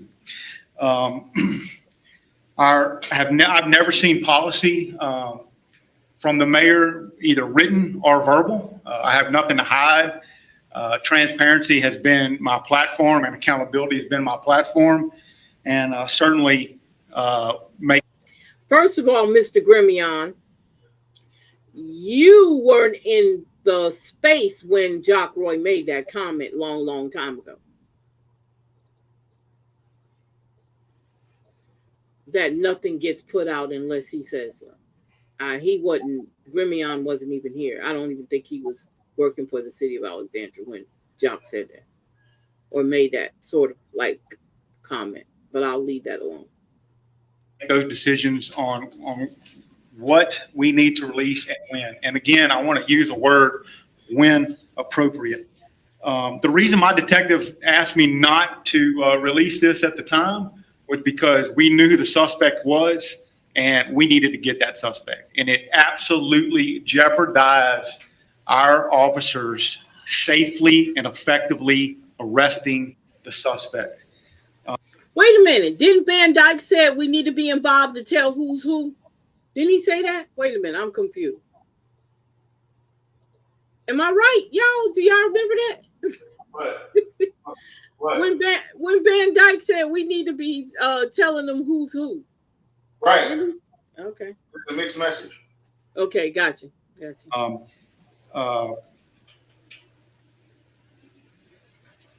We always have said, again, when we would release that suspect, when it would be appropriate.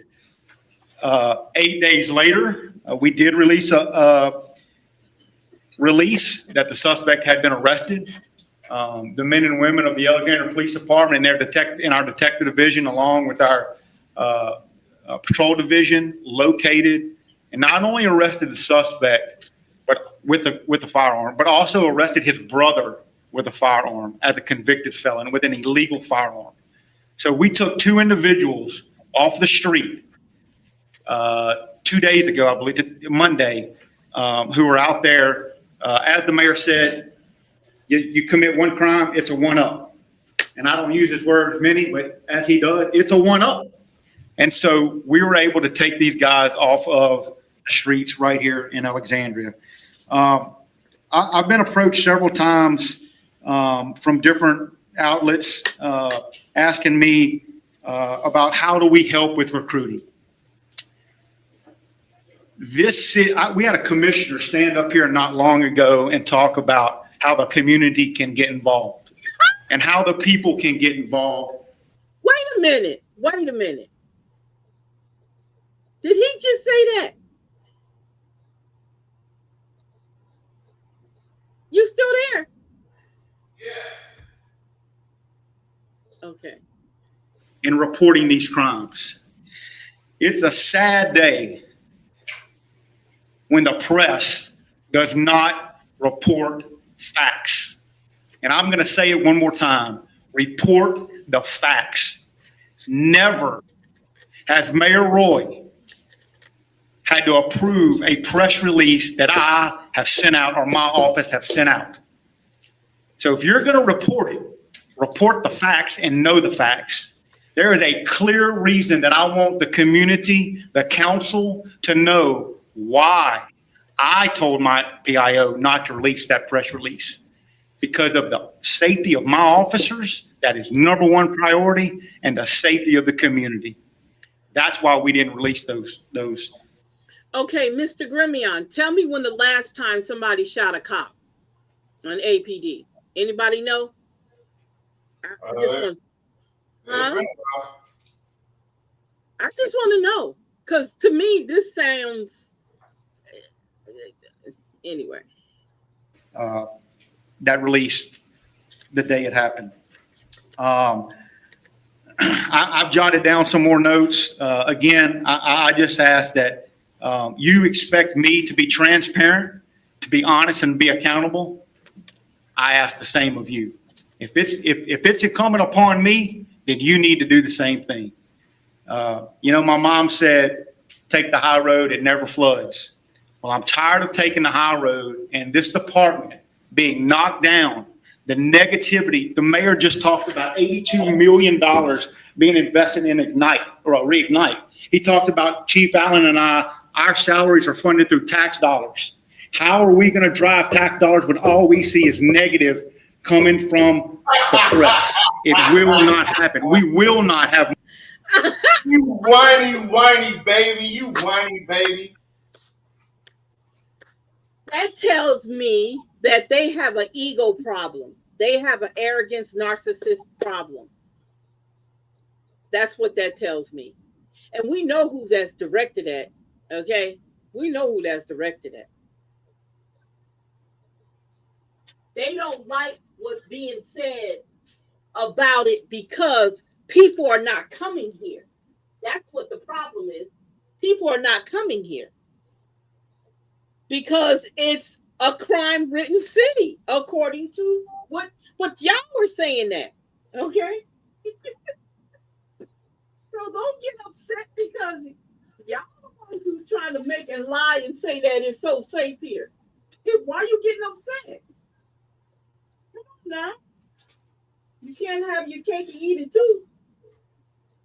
If you don't believe creating SOPs can take seconds instead of hours, you haven't tried Scribe. Check out the thousands of 5-star reviews that show how Scribe users are saving. Welcome to the Daily Show. My name is Jon Stewart. We have a tremendous show for you tonight. Later on, we're going to be joined by CNN international anchor Christiane Amanpour. Did you do that? But first,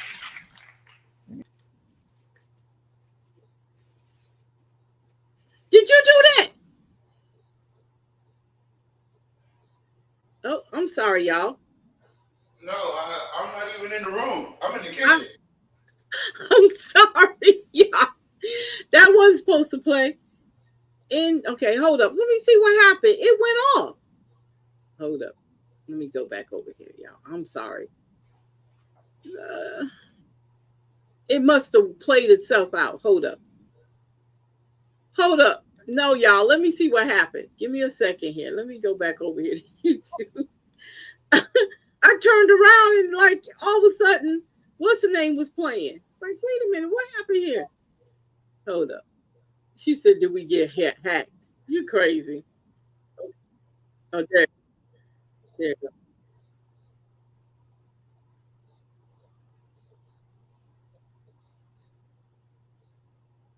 Our salaries are funded through tax dollars. How are we going to drive tax dollars when all we see is negative coming from the press? It will not happen. We will not have more people in this community. We will lose more jobs here. I am as invested as anyone in public development, in economic development, because our salaries and the people that work with me and other stakeholders in public safety rely on that. I talk to realtors all the time. I am as invested as they are about getting businesses here. Public safety is important. It's the number one thing. And if we can't get it right and we can't report the right facts, then maybe we shouldn't report nothing or anything at all. So with that, Mayor, I appreciate the reignite. I appreciate your commitment to public safety. Force multiplier, we've talked about, we're committed to doing. And I, again, just ask that those out there to be held to the same standard as we are with accountability. And I'll thank you to you, sir. In the cynical world we have, I guess it'll go without saying, I didn't know what the chief was going to say.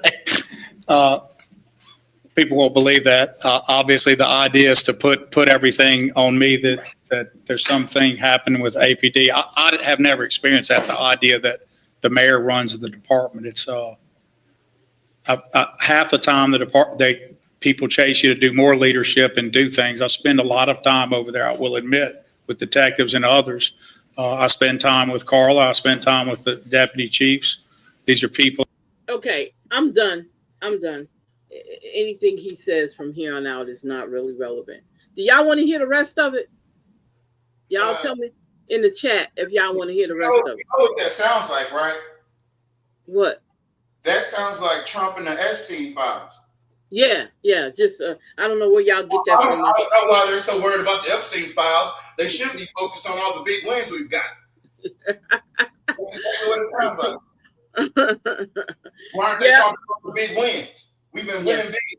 America's great again. You know, on top. You know what I mean? Why they worried about crime? Why they misreporting the crime? Man, you act like you got some authority over people reporting the news. You don't. People get to pick which news they listen to. Exactly. You're not the final authority on what people can watch. You're not the final authority on what people can report. Neither are you, Doc. None of you are. So I'm trying to figure out this. If somebody want to lie on the news, so damn what? What are you going to do, sue them? Jock sit up there and lie every goddamn city council meeting. Yeah. What the hell are you getting upset about? Oh, he mad. What Clyde say? He big mad. Yeah, you. But see, the thing is, that's that. Did he slam his fist on the desk? Yeah. That's that old white man anger. I don't want no goddamn niggas around me. Shit, I'm trying to keep them in check. You guys are acting like we're not doing our goddamn job. We lock these niggas up. We do. It's safe around this mud. You ain't never seen. The crime is low. It's low. It's low, goddammit.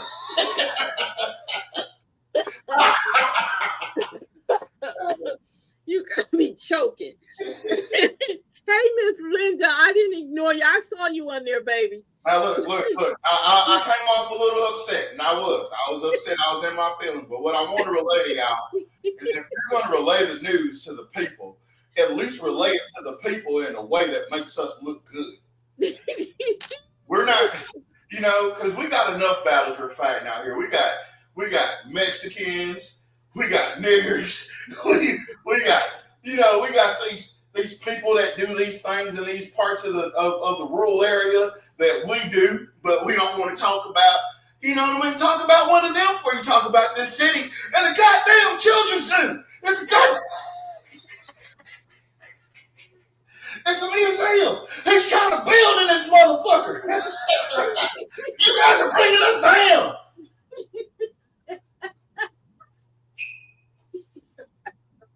I'm just saying, guys, listen.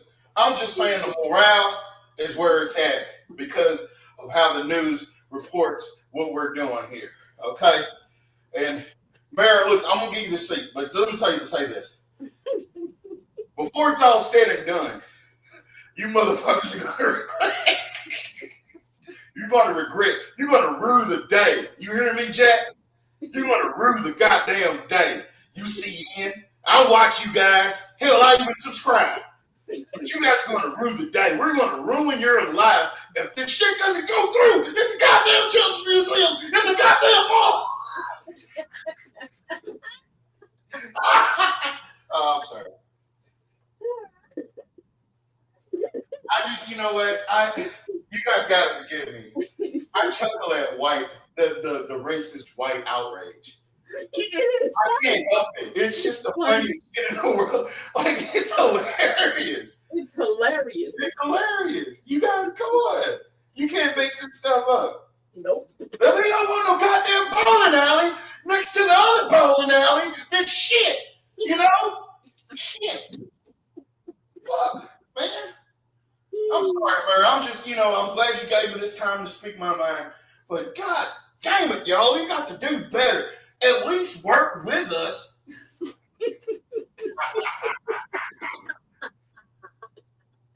Shit. Oh my God.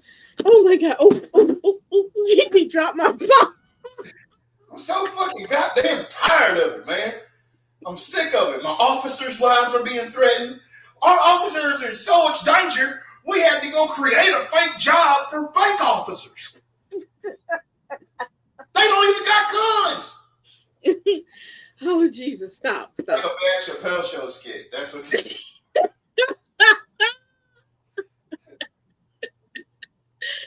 Oh, wait a minute. He said, what now? He said some of these folks like the characters from the movies. Does anyone know how the school board meeting went with them wanting to cut the custodian jobs? I have no idea. Mexicans are AI. I have no idea. I'm quite sure somebody's gonna say something. I guess you can. I guess you go to the school board on their page. Yeah, you can't. It's not available. Not available. You're asking for something that don't exist. I'm sorry, y'all. No, we don't know what happened, Miss Bentley. It's like a horrible Tubi movie. Huh? It's like a bad Tubi movie. Yeah, it does. A B-rated movie. Yeah. Oh, and he just so proud. Oh, he just loved that he got angry. Hey, run it back one more time before we go. Okay. Hold up. I'm so sick of this goddamn shit. Fuck. I can say that. Hold up.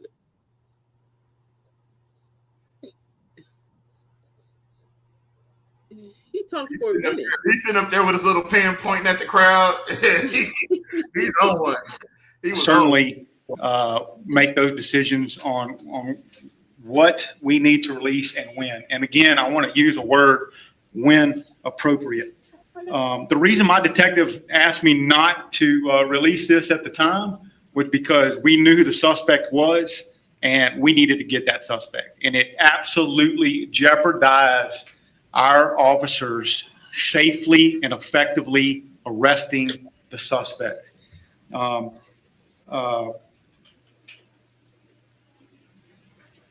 We always have said, again, when we would release that suspect, when it would be appropriate. 8 days later, we did release a release that the suspect had been arrested. The men and women of the Alexandria Police Department and in our detective division, along with our patrol division, located and not only arrested the suspect, but with a firearm, but also arrested his brother with a firearm as a convicted felon with an illegal firearm.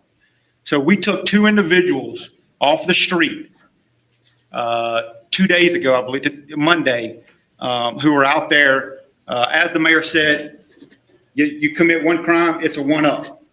And I don't use his words many, but as he does, it's a one-up. And so we were able to take these guys off of the streets right here in Alexandria. I've been approached several times from different outlets asking me about how do we help with recruiting. We had a commissioner stand up here not long ago and talk about how the community can get involved and how the people can get involved in reporting these crimes. It's a sad day when the press does not report facts. And I'm going to say it one more time. Report the facts. Never has Mayor Roy had to approve a press release that I have sent out or my office have sent out. So if you're going to report it, report the facts and know the facts. There is a clear reason that I want the community, the council, to know why I told my PIO not to release that press release. Because of the safety of my officers, that is number one priority, and the safety of the community. That's why we didn't release that release the day it happened. I've jotted down some more notes. Again, I just ask that you expect me to be transparent. What? Now, you know what he's saying, right? That is absolutely fake news. You have a nasty attitude. It's not the question I mind so much. It's your attitude. It's fake news, is what he's saying. Yeah. So, is your city being ran by Republicans or is it being ran by Democrats? Because they said fake news. Right out of the Republican playbook. Matter of fact, Jock has used the term fake news. That's how you know that they're Republican. Because he said that too. He's actually said fake news before too. He must be only referring to the black people that reported. Yeah, must be. Okay. Now, I think Shane McManus also was saying that they were not telling the truth about the numbers. Now, that was something else that was said. We already said that, though. I said that last week when they first reported about the crime statistics in the first place. And then the KLAB had to send them a FOIA request to get the actual raw data that they gleaned it from. And they did. It wasn't. Why would you make up a pie graph chart and not show the raw data that you used? Yeah. Unless it's a lie. Yeah. They don't like getting caught in their lies. You guys have sacrificed nothing. Okay? I've gotten up every day and put on this shirt to protect these motherfuckers in this city. And you got the nerve to report the goddamn place. It's a children's museum. Open it up. Vote for it. Shit. You stupid. You are stupid. Oh, gosh, you're stupid. You're not my son. I don't care. Somebody said they don't care if Trump is a pedophile. They also don't care if he's a part of the Rainbow Coalition, because they don't have a problem with that either. He said Stephen Maxwell said it wasn't him, by the way. Yeah, I know it wasn't Stephen Maxwell. He's talking about... Yeah. Stephen Maxwell didn't have to clear that up. Stephen Maxwell gets his word from Jock. Yeah, so we already knew that. That was a moot point. We knew it wasn't him. He's not allowed to say nothing other than what Jock tells him to. Yep. He don't have a mind of his own. He came back here because he was told to come back here when they got upset about KLB with Beatrice and the crew that was with KLB. That's why he brought Stephen Maxwell back. That's what that was a competition. Sin Law Broadcasting is a competition to KLB. That's what that is. That's exactly what it is. We're going to fit you up, man. Don't worry. Just come back and to do the reports I tell you to do. We're going to get your new phone, get your microphone. We're going to you can even use city equipment. He's back here to shine, to make Alexandria shine to the white folks. And it's obviously not working because they're still upset. Yeah. That's what he was brought back to do. To shine for the white folks. And he is a Republican. Because the reason why he left was because he didn't want to take the COVID shot. And everybody that was with him. He left, I think he left right when Jeff Hall came in, didn't he? No, this was in 2020 when he left. When the whole crew that was with him, that worked with him, they all left right behind each other. Oh yeah, that was 2020 when Jeff Hall came in. Yeah, because he's a Republican. He left when Jeff. Yeah, he did everything that everybody said they were going to do. He actually did it. Remember when Jared King said he wasn't going to work for him? Mm-hmm. Yep. Well, that was kind of moot because if he wanted a new police chief, he was gonna pick one. Mm-hmm. But yeah, that's when he left. What's the other guy? The fat guy? He left too. He over at I think he had Sinla Broadcasting too right now. Yeah. But they all left. Those were all Republicans. Okay, that's why. Even Max referring to Jock as his daddy, I guess. A godfather or something. He said something when he left. I'm gonna miss you, Dad. But then he came back. Where you come back at? So I'm not a Stephen Maxwell fan. I don't care what he says. Y'all already know I don't like Stephen Maxwell. I have nothing for that little boy because he's a boy to me. Now, that's just me. I don't like him. So, okay. So you guys, I hope you guys enjoyed the show because I have to go do another recording and I'm already late. All right. Well, yeah, I guess we'll come back Friday and put a bow on our tribute to Mr. Fuller. Because we spent too much time on this. This wasn't what we were supposed to be doing. Well, I know, but we did implement some of the stuff that he was talking about, information that we wouldn't have got without him. That's true. That's true. And again, I don't care what nobody say. I would pick tech jobs in a tech industry over a children's museum any day for a failing city, a non-thriving city. That's just me. All right. And I'm going to put that in my Facebook page too. So be prepared for it. Okay. Miss Dixon, hello. Mr. McGee, thank you, thank you, thank you. Miss Thomas, thank you. Miss Finley, thank you. Shamir said, I want to know why he chose the mayor's briefer to confront the media.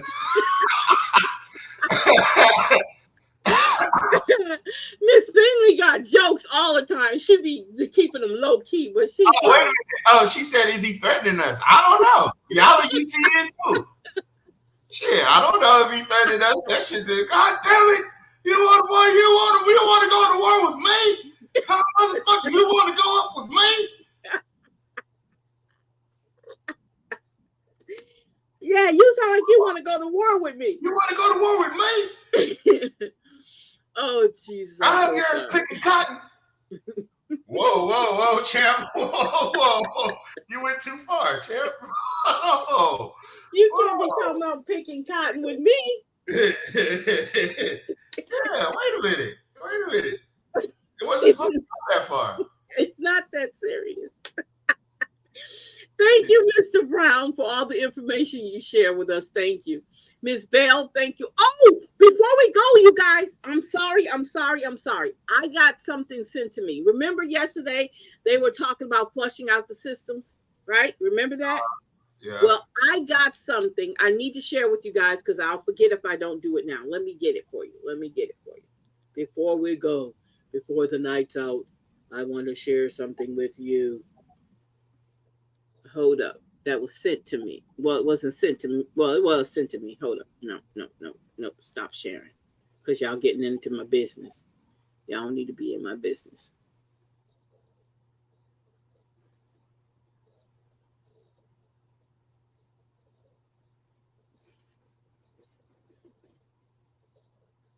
Where did this come from? Hold up, y'all. I got to see something.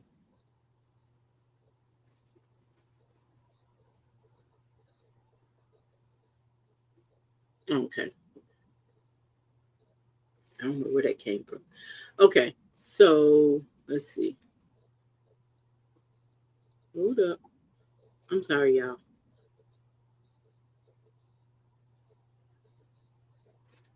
Okay, so I don't know where all that came from. Okay, so I need to show you guys something. I got sidetracked real quick, man. That was quick. See, I told you my focus is crazy. My focus is way off. Well, what are you doing here? Come out of there. There we go. I need to show y'all this. Let me show it to you. If it'll let me. That's Beverly so thick voice. Oh, it's a white boy. Give me a second. Okay, so you guys check this out. Somebody sent me this. Remember yesterday they were talking about the water, right? Right? Yeah. Okay. Okay. They say they flush it out all the time, right? Right. Okay. I don't know how to make this big. Oh, you told me to do it this way. You said control what? And scroll up. Okay. Control, scroll up. Let me see. That's making it little. Oh, it won't do it. It won't do it on that. Okay, so this letter basically says notice of unknown service line material. The city of Alexandria is focused on protecting health of every household in our community. This notice contains important information about your drinking water. The city of Alexandria is working to identify service line material throughout the water system, but has yet to determine the material of the surface line at your location. Because your service line material is unknown, there is the potential that some of all the service lines could be made of lead or galvanized pipe that was previously connected to the lead I guess. People living in homes with a lead or galvanized pipe previously connected to a lead service, one have an increased risk of exposure to lead from their drinking water. For information sources of lead drinking water, please visit this website. So now they're saying that there's a possibility that you have lead pipes in your home leading to your house. So who does these service lines belong to? Are owned and maintained by the property owner. EPA has developed an online step-by-step guide to help people identify lead pipes in their homes called Protect Your Tap. A quick check for lead is available. Oh, it's the EPA. Okay. Wait a minute. Isn't this an old letter that they sent out when EPA got in contact with everybody and told them that that there could be lead pipes? And this is when Jock said this belongs to y'all. This is your problem. Remember Jock said that? Remember he said this? He said this. Y'all remember that? Hello? Hello? Yeah, I remember it. Just keep. I'm not in the room. I'm hearing you. You can't hear Okay.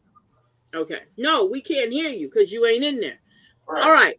So they're saying, yeah, I remember this letter. This is an old letter. This is when EPA sent them a letter. And then they turned around and sent this letter out to everybody saying that their houses might have lead pipe in it. What's the name? And that could be where the settlement's coming from. So they're flushing it all the time. And then he turned around and changed it when people said, wait a minute, how are you blaming us for the water problem, the brown water? Y'all remember this? Let me see.